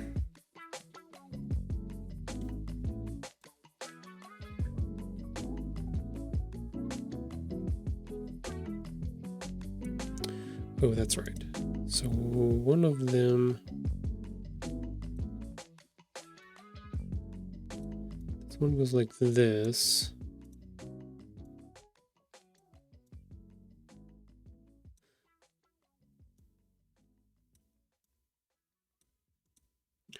But I think this one's on top. Range and front.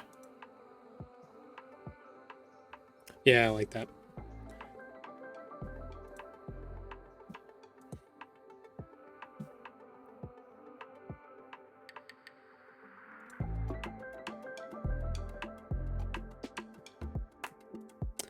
So we do export as, this one is patch thinking. Let's do one because we're gonna have a couple of different, we have at least two of these. Export. Get rid of this one, let's put this one. Yeah, patch thinking 2.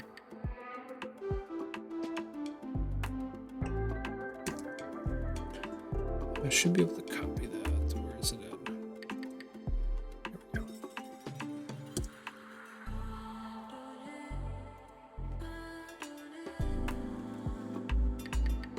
Okay, so we've got 1 and 2 there.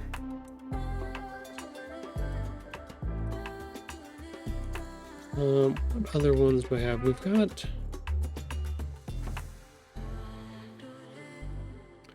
Oh, I don't have... Okay, so let me look at... I don't even know if I have this in our master file yet. So we'll look at it real quick.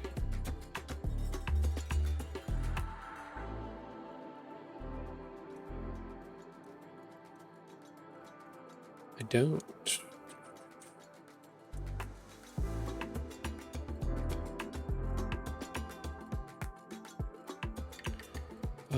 I don't even have it.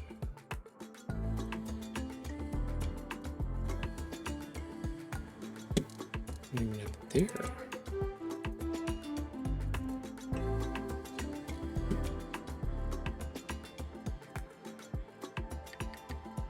What I should have done... No, still, it wouldn't work. Just have to do it all from base scratch. Okay, where is... Where is those eyes? There they are.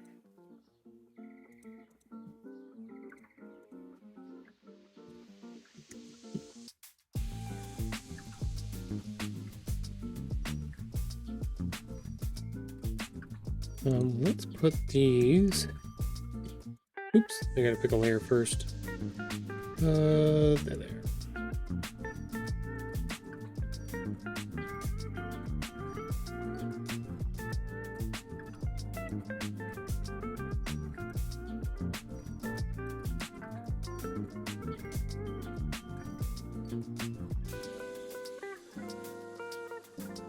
Okay, so if this is combined, is that the right size? Oh, it is the right size. Okay, cool.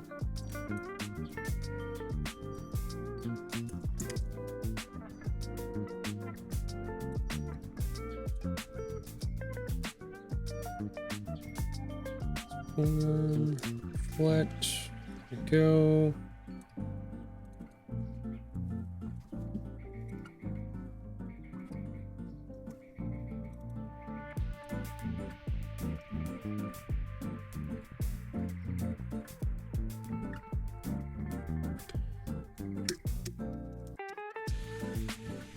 So it's got the right color there.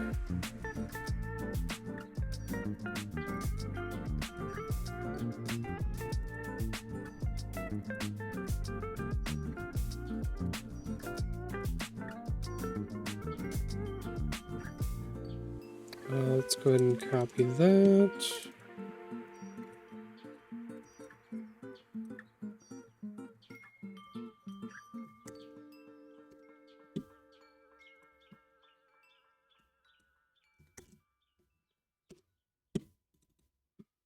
There we go. So we should be able to take this now. Should be able to put it in here. Let's get rid of these.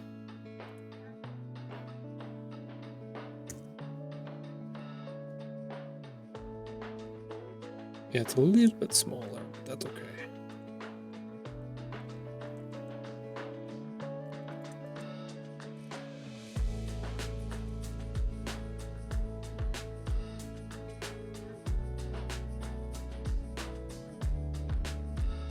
Perfect.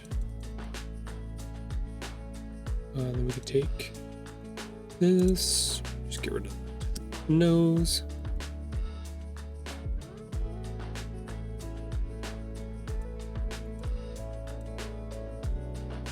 Yep, just about right.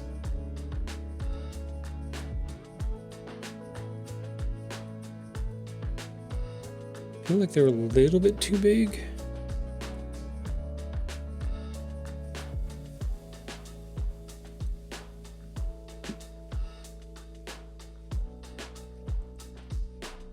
That one's matched up.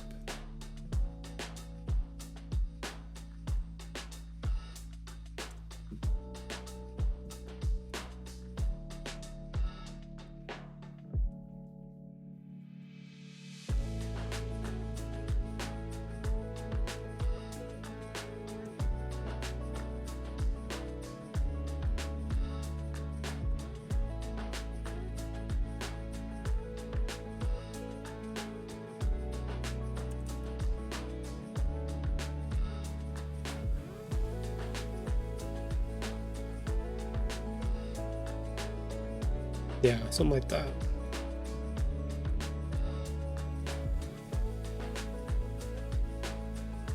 Wonder if it only works one direction.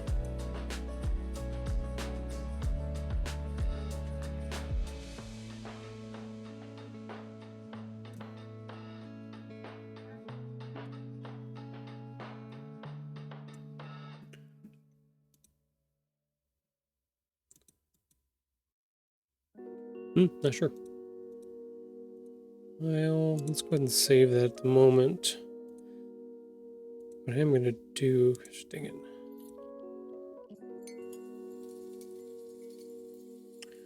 Let me see. I want to grab the notes too. Select all, copy.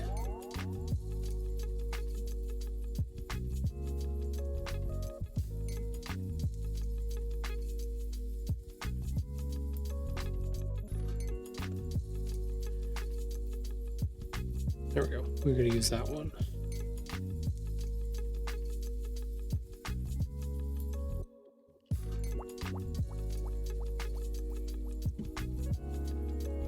A bunch of these we need to bring over. Let's go ahead. We'll lock that one down. I want to grab this one.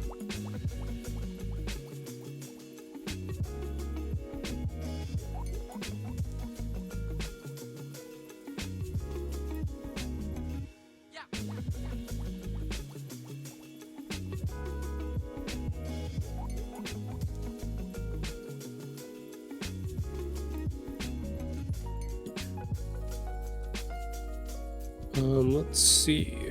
Before I mess with that too much.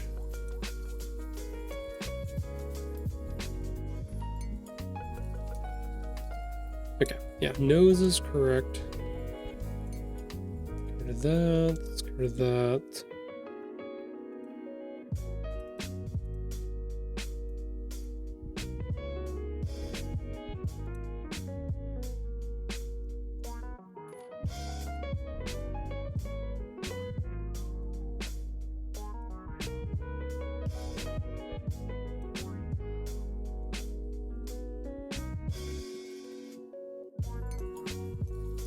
Cool, let's go ahead and take that out of here. Take that out of here.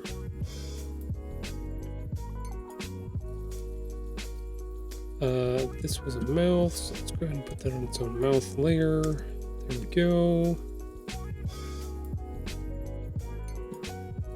Let's change the hands back to our standard. I don't know why they're so high. There we go, better. Do that one. Get rid of healing buttons. Don't save. Yeah, nose is good. Okay. A couple other ones in here. I'm gonna grab. Let's see. Do I have? Yeah, let's grab that one. Copy.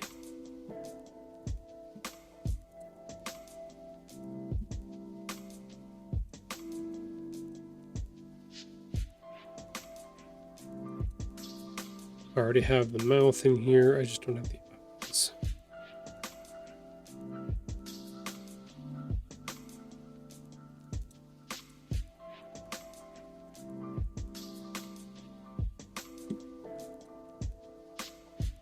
That actually makes him look like a lady cat a little bit. Like he has deep eyelashes. Oh, that's Devious face right there. Oh no. I don't think I've ever put that one together before.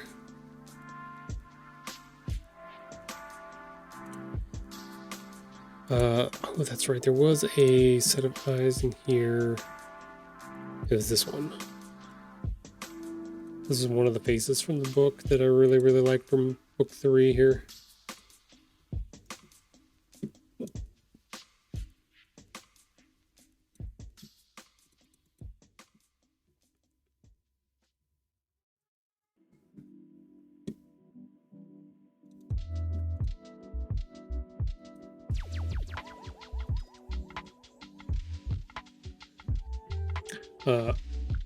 This was one of those ones where I took the eyes. It's a pretty cool one to do, depending on the situation, but you take these 4 points and you just shift it over a little bit. Now he's got even more shifty eyes.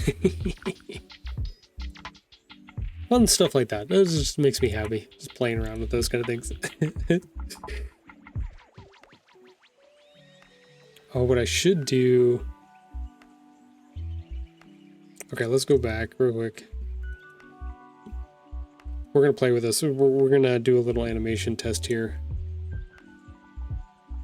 Can I do it? Oh no, it's going to take a little bit more.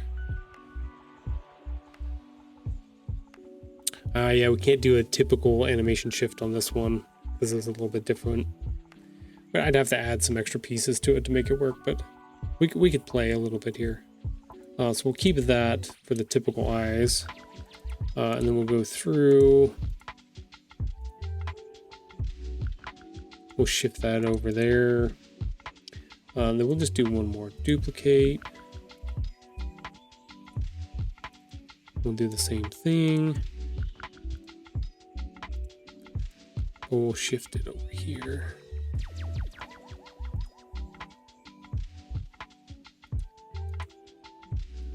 The idea is that you could technically swap these back and forth.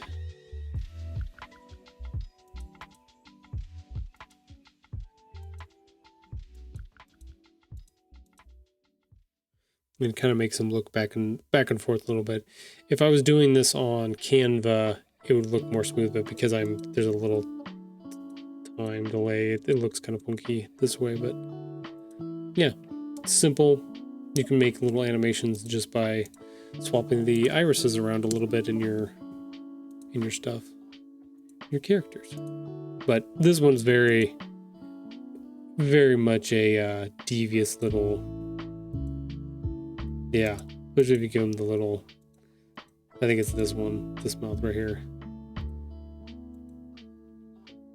Or that one. That one he's not very pleased with it. But you can see, like, just simply putting some of this stuff together and being able to play with it, you can see how the emotions and the faces make a huge difference on what's going on with your character.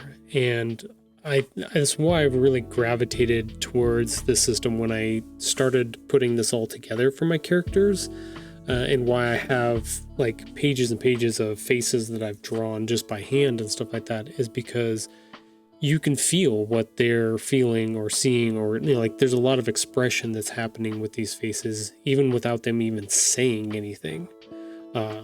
It's really cool to be able to play with that, like in this environment, and see what, sometimes what you can come up with that may help shape part of your story and stuff too, especially for me. Like, since I'm writing this story, if I'm playing with these faces and these characters and I come across something, I'm like, oh, I know exactly where that's going to go, or where that makes me have this feeling. I know I want to put that into a page somewhere.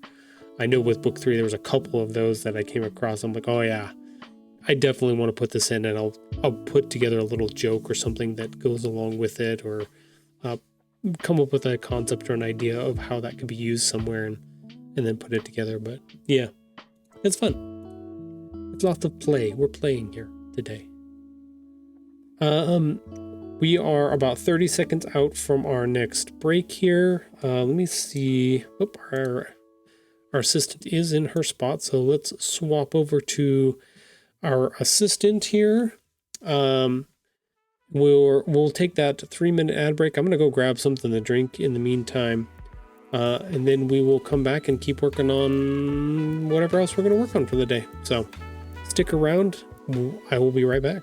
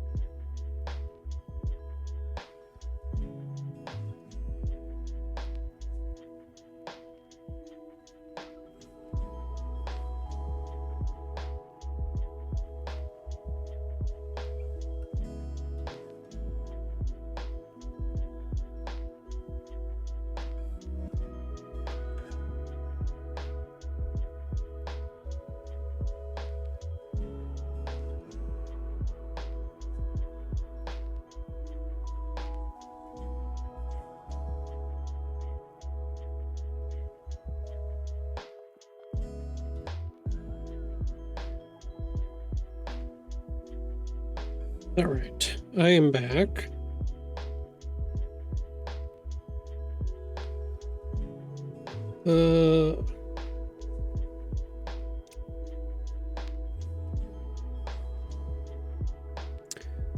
Let's see, we've got checking a couple things while I grab my drink. Sierra Arts Leader Community will be held the second week of April instead of the first. That makes sense since Easter's on that first. So, let me make sure my calendar is correct for that. April.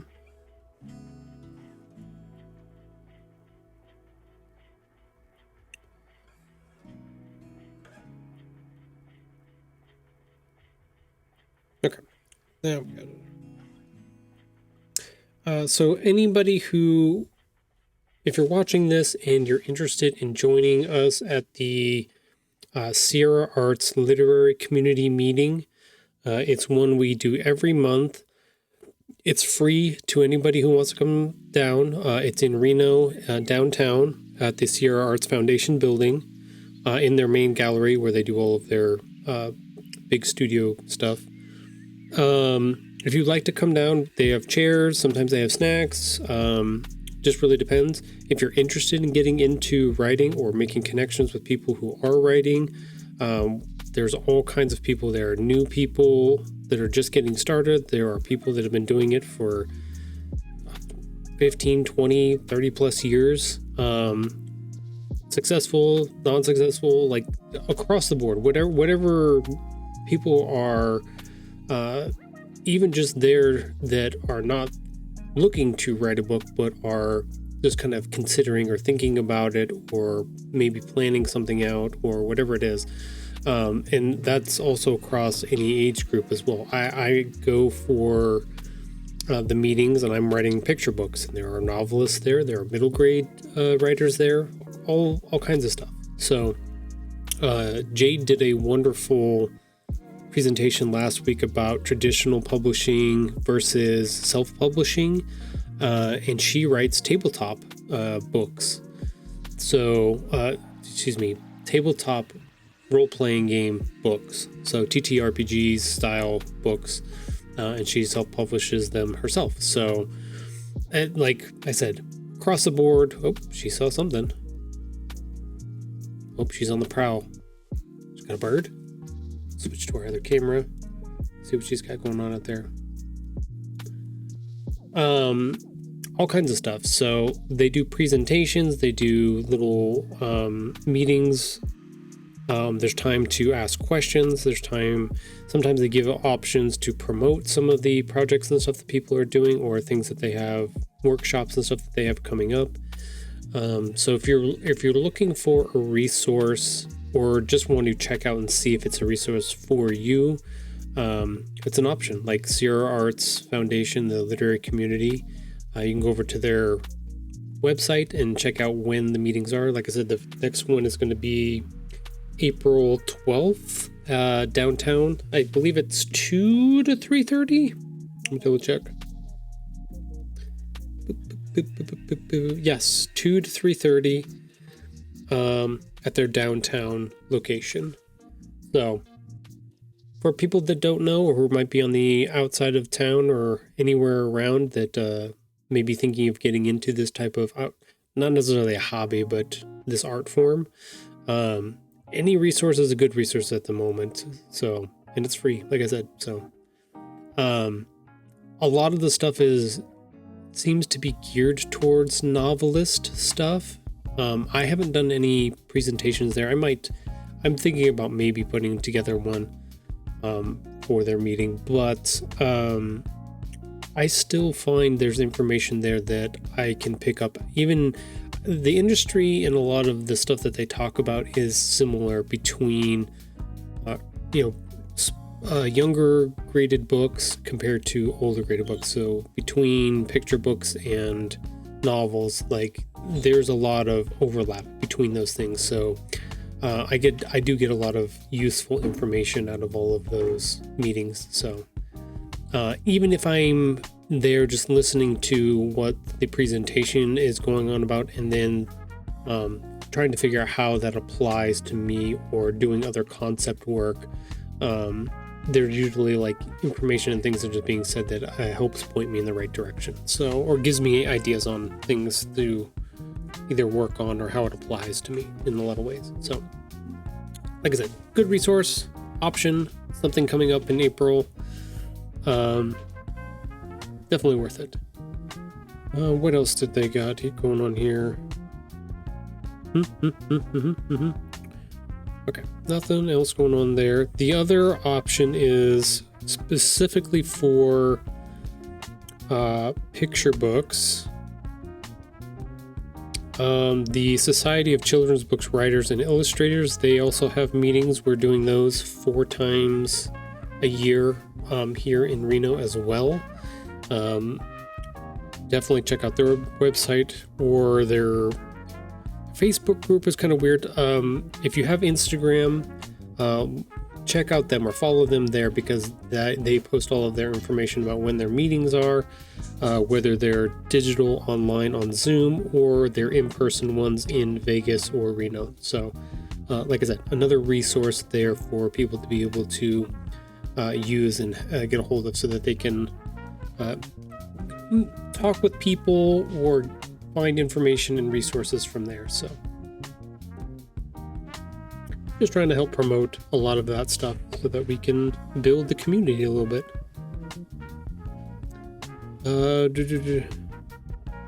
That's right, we do want to do that at some point.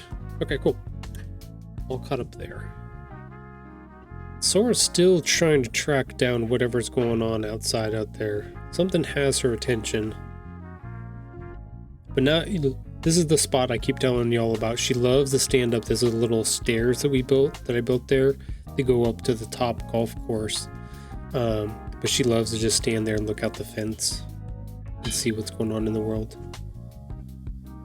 I think she heard that Mom's home, so she's going over to the door.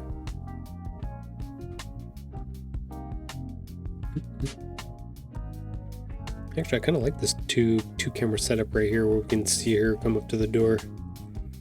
She's like, oh, Mom's home. She's there. My favorite person, the feeder, the walker. Oh, look at... She did not want to come in. That's funny.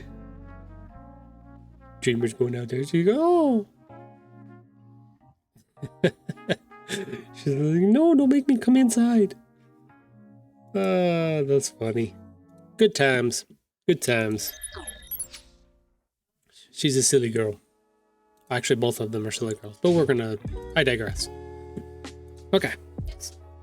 She just wanted some loves, huh? That's funny. And she ran off again. That's pretty funny. Let's grab this one.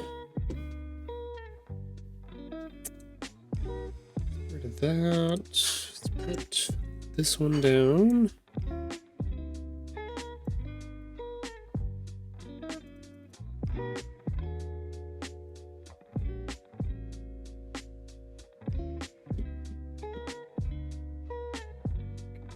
We're not gonna need those. Don't think we're gonna need this. Let's not put that on there for now. Okay, let's keep the face. Mouths go down here. That one. Yeah, he's very worried there.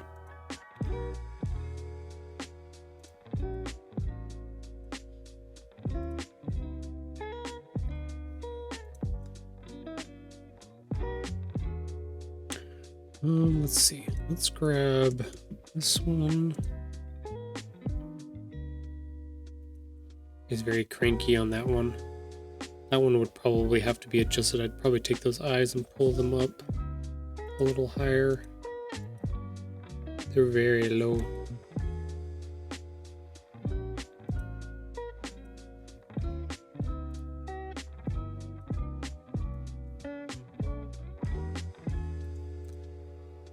Yeah, something like that I think is better. Let's see. Put in here. East. So we're gonna pull 2 things out of this one.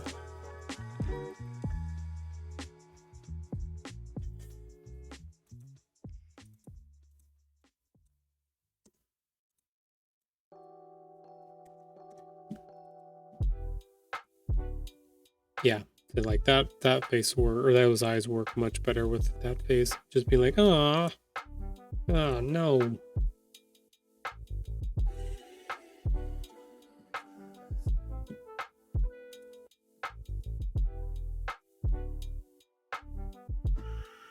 Little smiley face there. Okay, what else do we have in here? A bunch of other ones.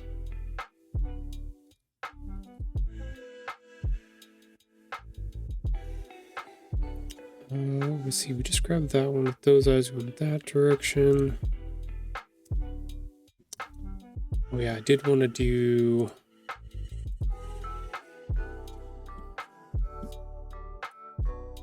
I did come up with an idea today.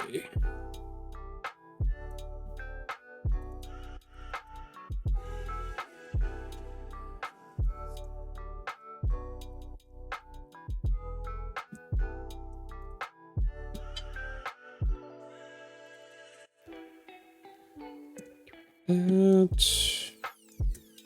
Copy.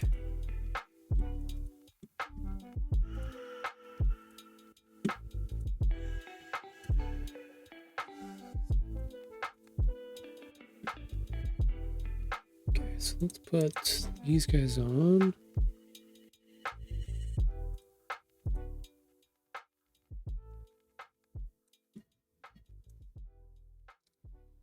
And we have to move these above.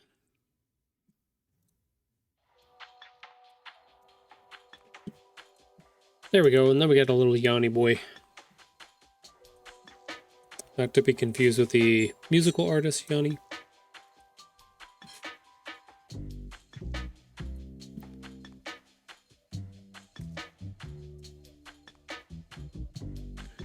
I think I spelled that correctly.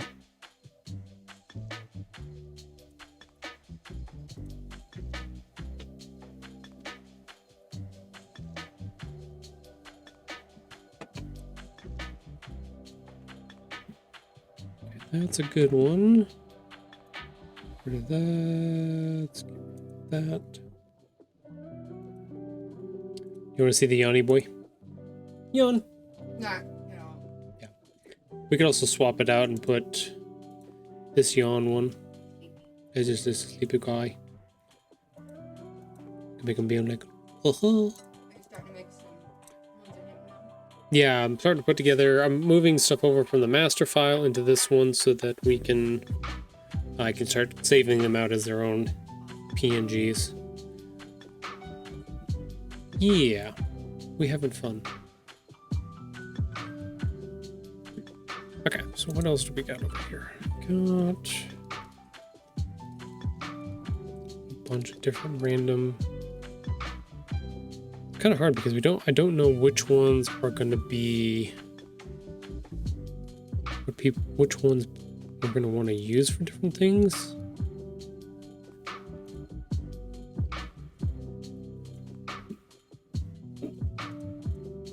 We're just kind of making it up at the moment. Okay.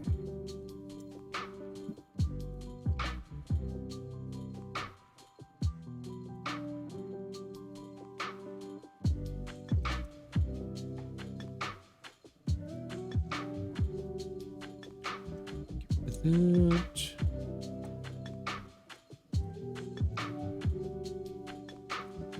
So this is the same mouth, but it's slightly smaller.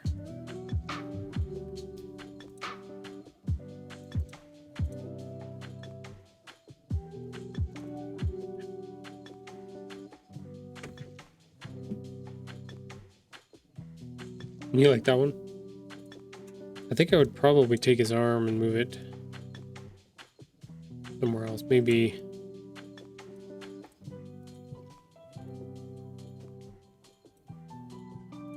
Something like that, where he's just like, ah!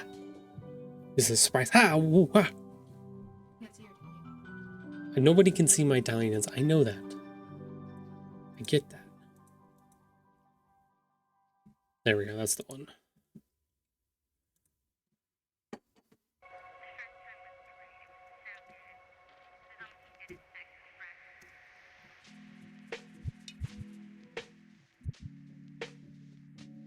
Let's go ahead and save this.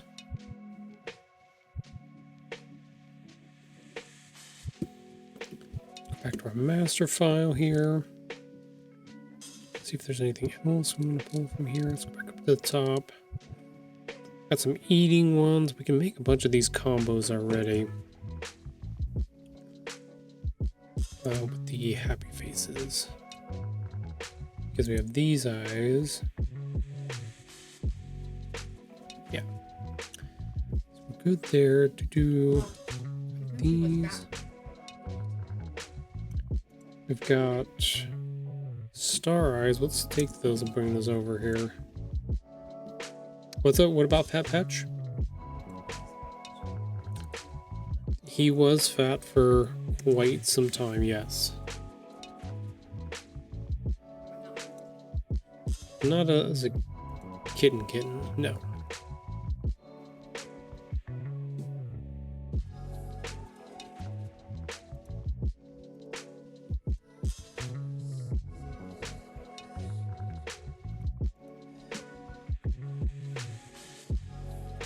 Let's get rid of that. Okay, so now we got another set of those. Those up there.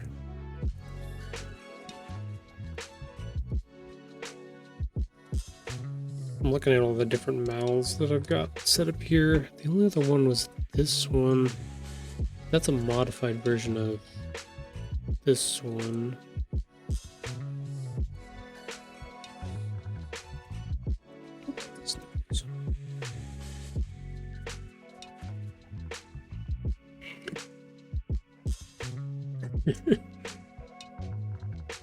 Are you doing the sound effects for me? Okay.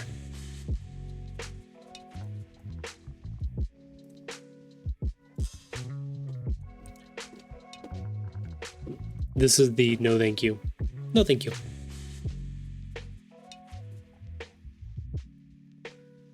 Guess technically we could put... We could do worry. He's worried there.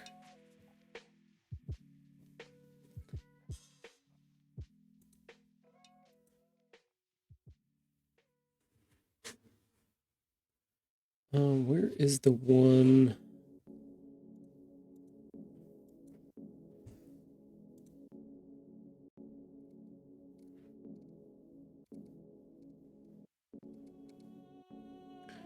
There's one here.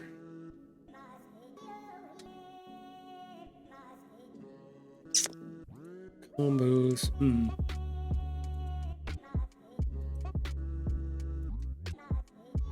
Yeah. You could do a bunch of different ones.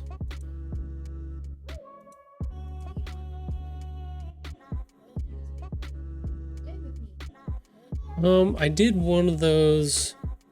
Oh, if you didn't know, Dreamer's here and she's talking to me about stuff. You might be able to hear her on the stream, depending.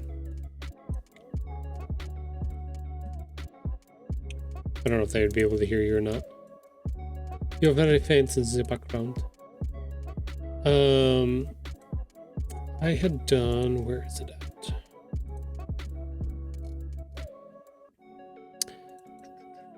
Yeah, there it is. I'd done this one that I showed on there. Where he's kind of reaching up while Buttons is reading the story. Kind of that one, but I did save out each of those pieces independently of each other. So, that I can put them together in other programs, like Canva and stuff. Yeah.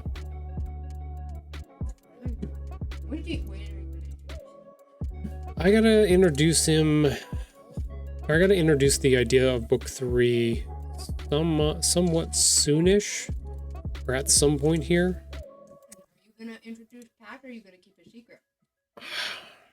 I don't know. That's the question. Whether or not he needs to remain a secret until the story comes out, or no, probably not. I'll probably bring that out and reveal that.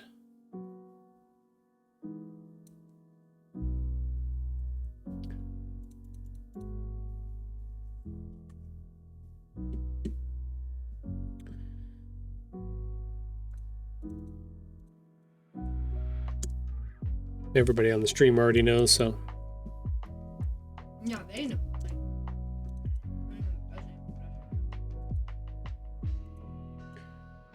Yeah, I don't have that one. Okay, cool. Put that one on there. Let's get rid of the nose at the moment. Sometimes they don't have noses, and it makes that emotion pop a little bit more. Just depends. Yeah, sometimes in the anime characters, when they have certain emotions or feelings, stuff like that, their little noses disappear. Because they want the eyes and the mouth to be the biggest expressive part of it, so they get rid of the nose. And you can definitely, you feel this, like the nose kind of gets in the way here a little bit. Yeah, the different feeling, different setup. Like I said, this is kind of how I go through and kind of judge, some of the facial structures, the emotions and stuff like that, and just play with the expressions and which ones I have already pre-built and put them together. And then I can split them apart like I'm doing and test out the different like mouths to see what the vibe is for each one as we change those. Your nose disappears when you make that face too, babe. Yes. Yeah. For sure. I might have lied to her. I don't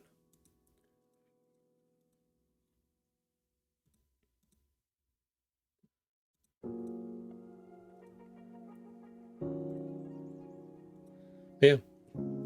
Yeah. A whole different feeling sometimes depending on what facial patterns you have, combos you have put together. I've got those. Got that little one with the big one. Which one am I missing? Oh, we wanted the eating one.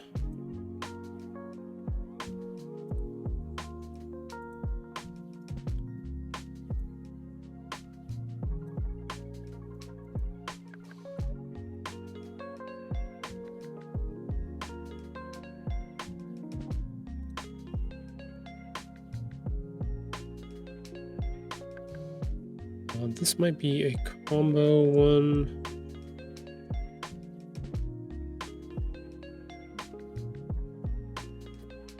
Let's see, the hands are separated. Face is all together. The face and the eyes go together. I want to go to here. Yeah, see, I made some combos here.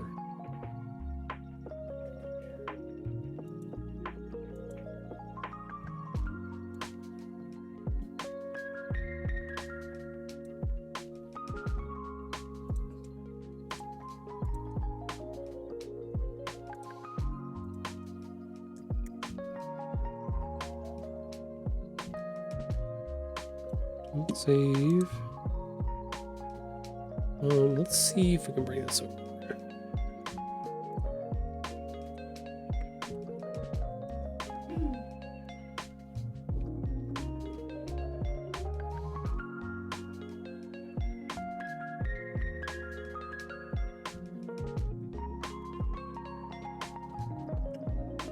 Yeah, that works. You can even take the cookie and put it in front of that. He needs cookies? Because he's a cookie monster?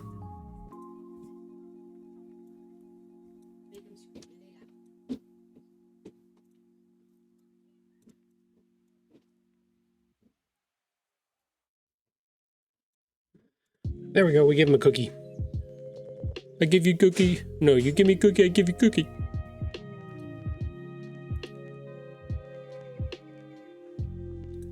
He is yelling over there. Yeah. Yeah, let's go ahead and save that. Yeah, are there any others in here I'm gonna go look through the rest of the little tongue ones have not worked out. I don't really like those ones.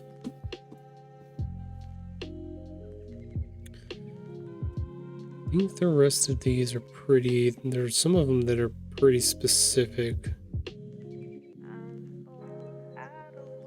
Got some angry ones. We got some different surprised ones.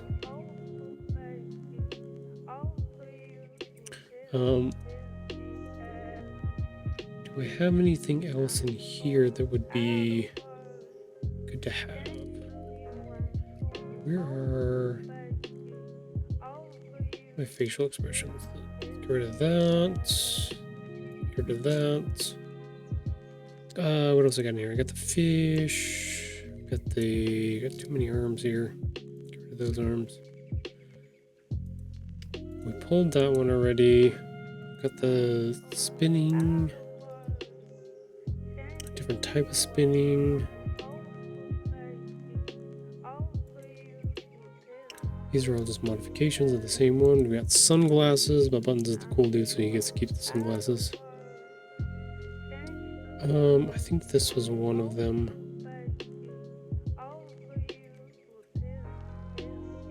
These are new. These ones haven't been used yet.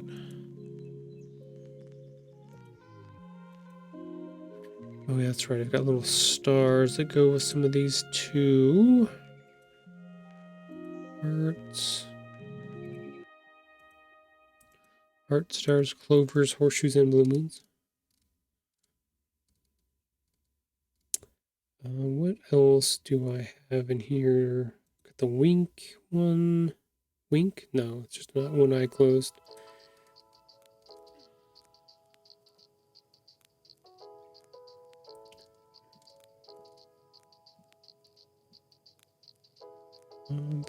The only other one I can think of is this one. I don't think did I put that one on here? I did. Okay.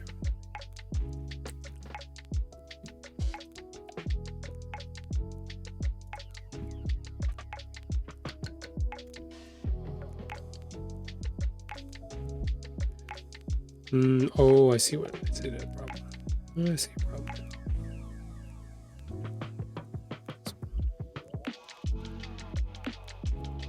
It doesn't have the patch nose.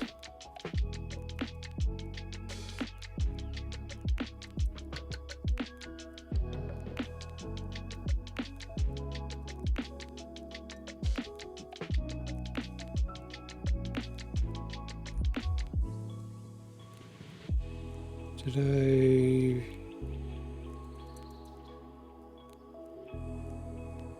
Under transform. Clicked. Okay, that's why it was the wrong direction.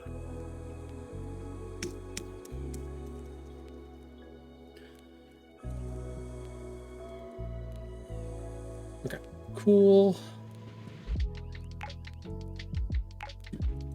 That one should be good. Let's go ahead and save that.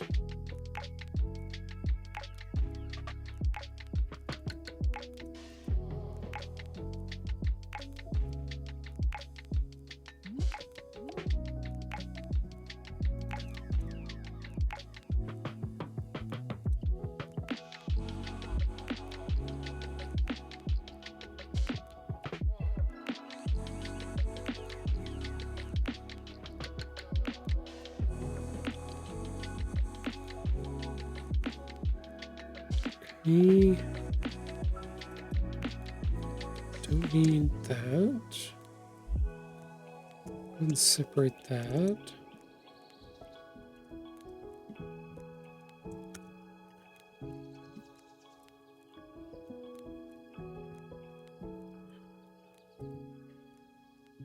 Yeah, so now we can play with some of the other mouths that go with this. Yeah, much better.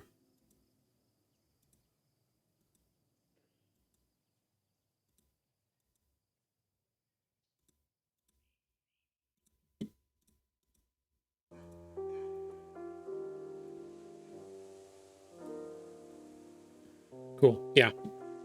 That's perfect. Gives us lots of versatility there. Very, very nice. Face eyes. down. Face mouth. Is there anything else?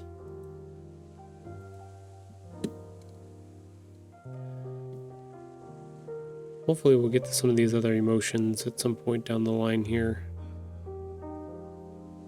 And then we're going to get to the Sora ones at some point too.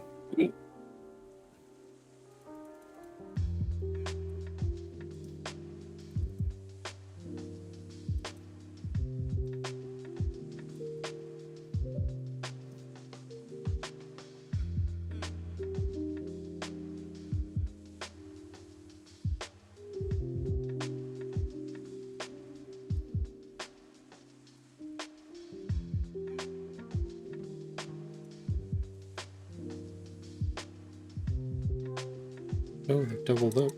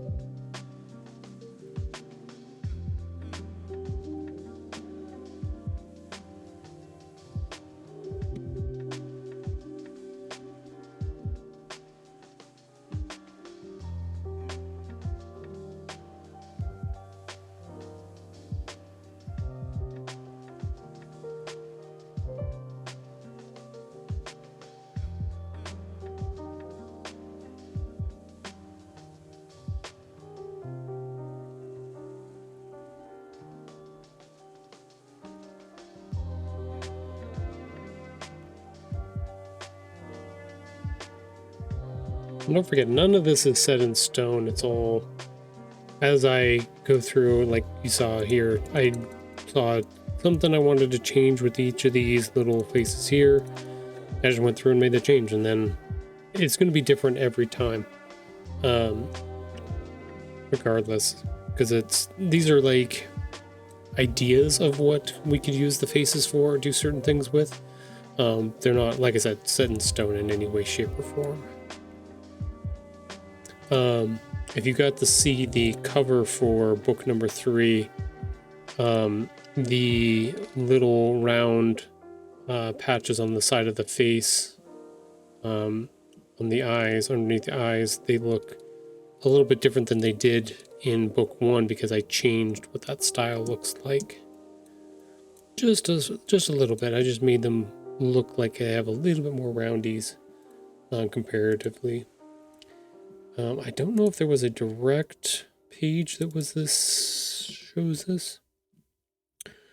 Let me see. Yeah.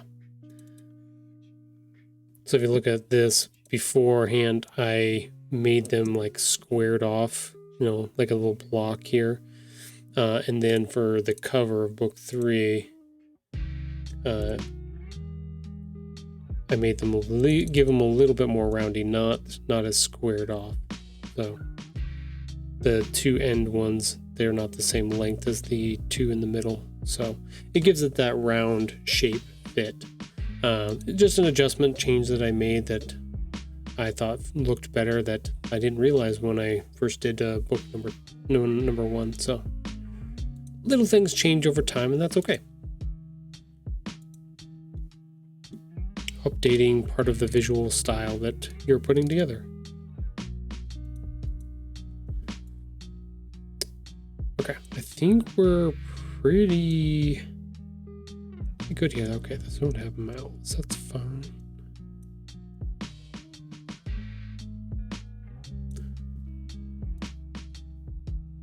Yeah, we've got a bunch of faces there. These are the old. Anything else in here that needed to come over? We already went through, grabbed a couple things from here. I think that one's done. Actually cancel that. Even though we are done with this character now. Essentially, these books have 6 characters. They have a young version and an old version of each of the 3 characters, but so there's 6 different versions of them. And save that. Pardon me.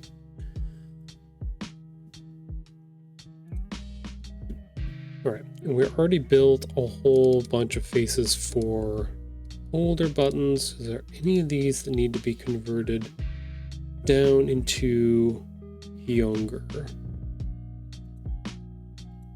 Let's go ahead and get rid of this. Drop this. Which one was I just looking at?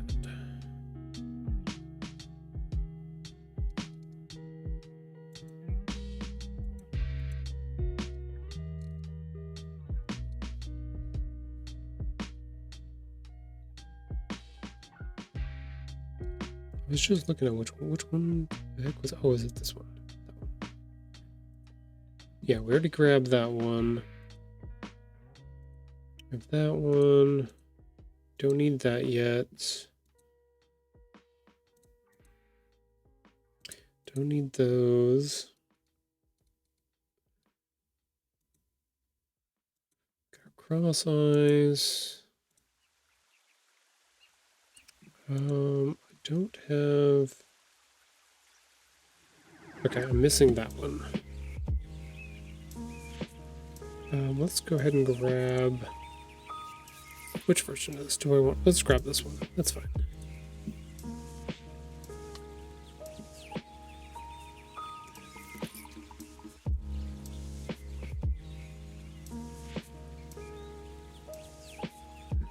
Okay. Let's get rid of that mouth.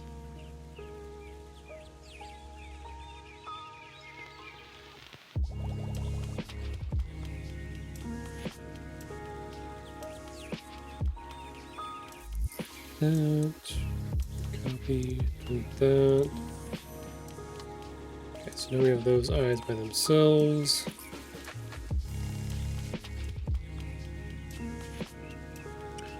So now we can use that. Yeah, so now we can use that with a bunch of different eye sights. Oh, this one looks like he has an upset tummy. Ooh, no. That one looked like he's got... Yeah, he didn't eat something right. He's got upset tummy. Which is something that he does.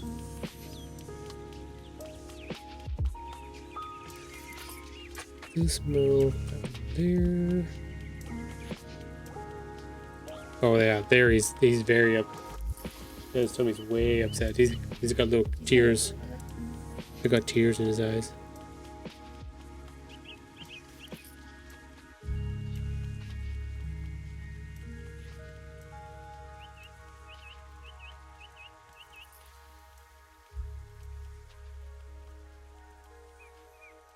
Yeah, not every mouth works with every set of eyes, but just depends. Let's see. What else do we have here? Those eyes. These were our doubles and our triples. Don't need to worry about those right now. That one has a little sweat mark on it. We also have eyebrow now as well. Those are experiments at the moment. I don't know if I'm going to end up using them. The only other one that I saw was this one. And the little swirly eyes.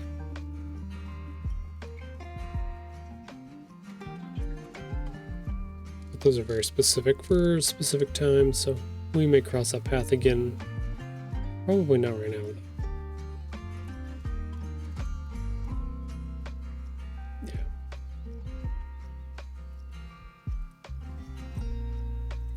Okay, cool. Let's go ahead. Let's put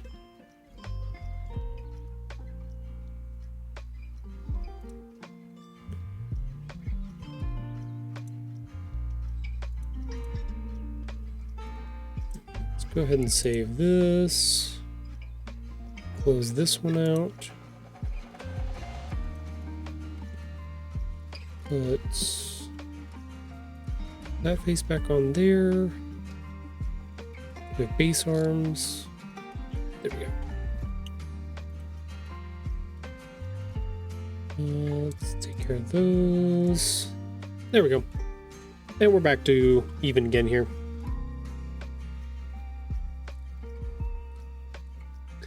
All right. Let's see, what do we got? We got about 16 minutes left on our stream here. Is there anything else that you can think of that I was needed to work on at the moment, babe? I don't think so. The sword is dead outside on the deck again. Not unless you're gonna start doing pins and bookmarks. No, I'm not. I don't have any. I'm not doing anything like that. We only got about 16 minutes left here. I'm trying to remember if there was any. There's something else that I had started. It's 15 minutes left. I could close out Illustrator and we can try to open up. Remember, this is all try, it's all experimental because you never know what is and isn't going to crash stuff here. We can open up Adobe Premiere and see if we can do some of our video editing stuff that I want to do.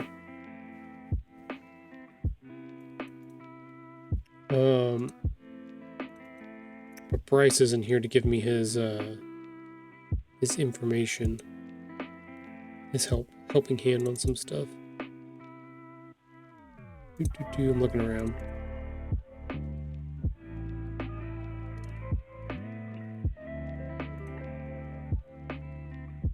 Yeah, we're kind of now that we've got, since we accepted our or we did our review today and approved our proof over on Ingram Spark and everything's ready to go there. I think that's the next big hurdle at the moment is getting those books ordered. We're getting that book ordered. Keep both. Let me document this real quick. Today is 3/6/26. Let's get that down there.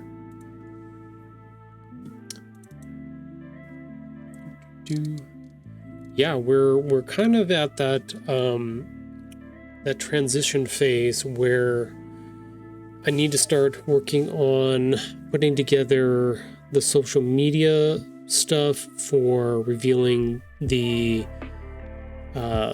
actual release date of book number 3. Start revealing what the story is going to be about, because we've already released out the cover and the title, so people know that Buttons and the Box Party Surprise is the next book in the series. I think we're just about, let's see, how many months are we out from July? I don't know my months. 1, 2, 3, 4. So we're about four months out. I guess, is it technically 5 because we're at the beginning of March? 2, 3, 4. No, it's still 4. Yeah. Always weird. So we've got, the way it typically works is, or the way they kind of recommend this process going, is that 3 months out from your actual release day or release month, you want to start in on promoting your book and getting it ready for pre-order. Ingram Spark recommends at least a 3-month setup for pre-orders. Typically, as on the last 2 books, book 1 and book 2, I went ahead and did that setup, and It was fine. Like, I think if I was a little bit more well known, or the series was more widespread, I think pre-orders for the book would definitely make a huge splash. I don't think I'm going to focus on asking people to pre-order the books this time, especially if they're local. If you're not local, yeah, by all means. I think I'm going to make that distinction between the two things, is that if you're local, please come and join me at a book signing event once the book is once we get the date available for people, and start setting up our events for our launch events for the year. But I think local people, I'm going to promote coming and picking up a copy directly from me or from the stores that I'll be doing book launch events at. And then anybody else outside of that, they have the option to pre-order. Because these books are print on demand, they have a little bit of a lag time with the pre-orders. So we figured this out last year. We've gotten two different scenarios between book 1 and book 2. With book 1, I went ahead and had the book set to be able to be returned, which we've covered some of that when we were talking about setting up our metadata for our book 3 here, and the options to pick that. So book 1 I went ahead and set as being able to be returned rather than being destroyed or no returns at all. And what that did, that prompted Amazon to go ahead, or even just other local places, to go ahead and order 100 copies. So like I got 100 copy sale right off the bat for book 1. And the pre-orders were shipped out pretty fast. People had theirs on the day of the launch.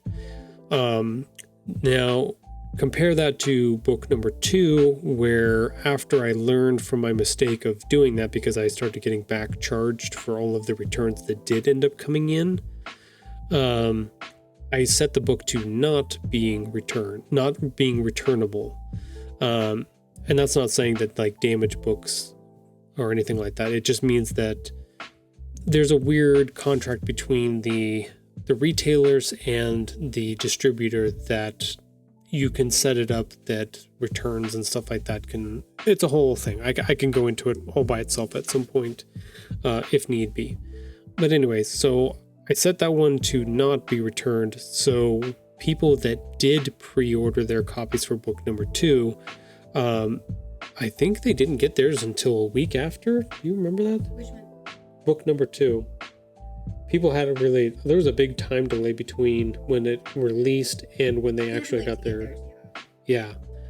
So that's kind of where I'm looking at this now, especially with the way in-person events have been working, and the options I have available to me for local people is being like, no, let's see about making the in-person events special here where I'm at, and anybody that I'll have a bunch of copies available, and if people want to pre-order it, it'll be available to them. They can do that, or if they want to come get it from me directly, that would be a faster option, because I'll have stock on me day of, kind of thing. So kind of what we're looking at, kind of what we're thinking about with some of this. So book number 3, definitely gonna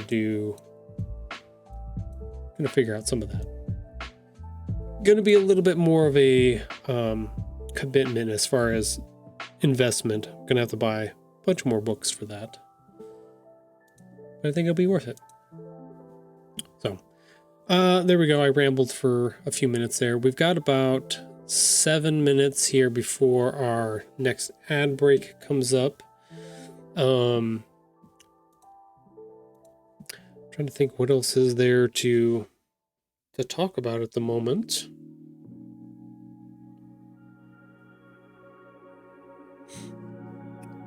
I don't mind taking a longer break. Putting some other stuff up. Let me see. There was something I was gonna do. What was it?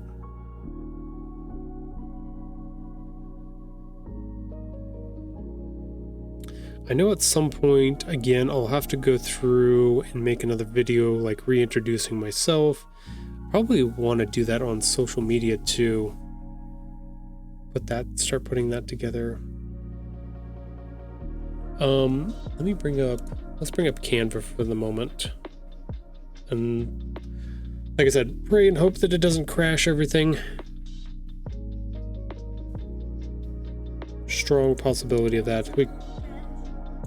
We've had that happen already with on Wednesday, so not something that or definitely something that could happen for sure. Where is my? There it is. So let's go ahead and get rid of this. Let's bring this up. Okay, so what did I do here? Okay, so this is for next week.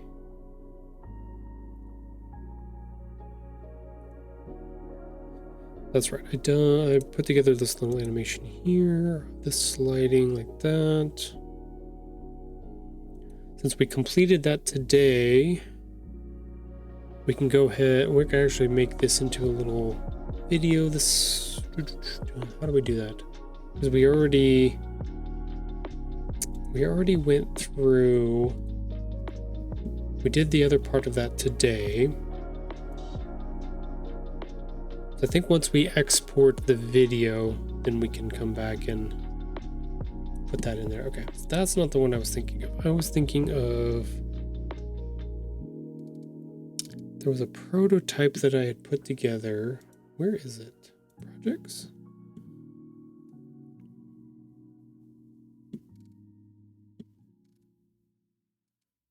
Oh, there it is, test. I was playing with some animations here. So you guys get to see a little behind the scenes here. I've seen a bunch of videos online of these little characters like running up to the screen. Dreamer's like, oh my god, he's running. So I was playing with that idea here.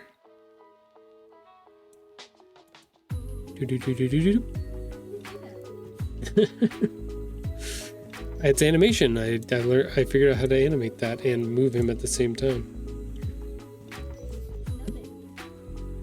Basic, simple, boop, boop, boop. So it's just him going back and forth, but each time he gets a little bit closer. So we're just scaling it up. I was going to make it for a thank you thing. Probably will use it for something else or swap it around, but I was just like, I have this concept or this idea, and I have an idea, or I know how I kind of want to animate it, so I was playing with what I had available to me to make it work. So, but I definitely, maybe I'll use this for our post coming up here soon. Not sure. It's here, it's available, but you can see how simple little animation like this can come together. Using some of the transitions and stuff here to morph over into our other frames. And this is the GIF that I had put together a while ago. So, all right, peoples. I was able to pull it off. Come up with something for a couple of minutes there. We got about 2 minutes until our break time here, so let's check in on our assistant. Oh yeah, she's enjoying the sun now. She's just hanging out. Doing the things. I don't think this one will show her at all. Oh, she's a top left-hand corner. This one's better. So I'm gonna go ahead and pause here. I know we've still got like a minute and 45 seconds here until we get to our break, but we'll pause. We'll do those 3 minutes of ads, and then we will come back and roll up, let you know what's going on for the rest of the weekend and into next week, and kind of plan out what we're going to be doing, and then we'll go from there. So if you don't stick around, thanks for coming by. If you do, thanks for hanging out and watching these ads for me. I appreciate it. I will see you here in a few minutes after we get done with these ads. So stick around. We'll be right back.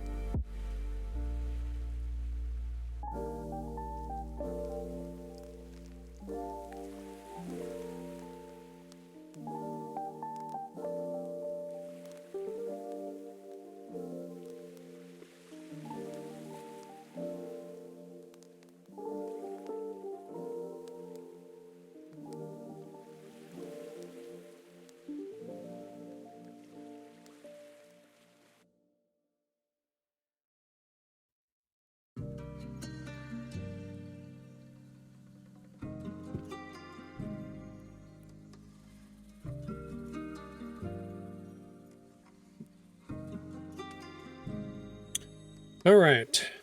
We made it. We made it back. Okay. Thank you all. Let's see. Yeah, we should be back from break here. I don't think probably riff for a good 30 seconds here. We'll see. So we've got more stuff to work on next week. We're kind of, like I said, we're kind of shifting into, oh, I know what the other thing I could have done on Canva was that I need to get down to shoot. Yeah, it's okay. I'll put that up tomorrow.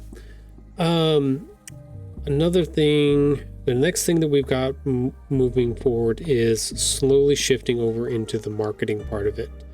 I was just telling Dreamer, it's the not as fun stuff, but it can be fun stuff depending on, what silliness I come up with, whether it be like we had here, our little animation that we were playing with over in Canva. Like stuff like that makes part of that fun, right? It's part of the marketing fun. But actually going through and having to like strategize and figure out how to get from point A to point B, as we get closer to our release date and stuff like that for book number 3. It's a little bit harder. It's not as as interesting, but like putting together products and stuff like that for our Printify shop, that will be fun. It's just kind of mixed in between a little bit.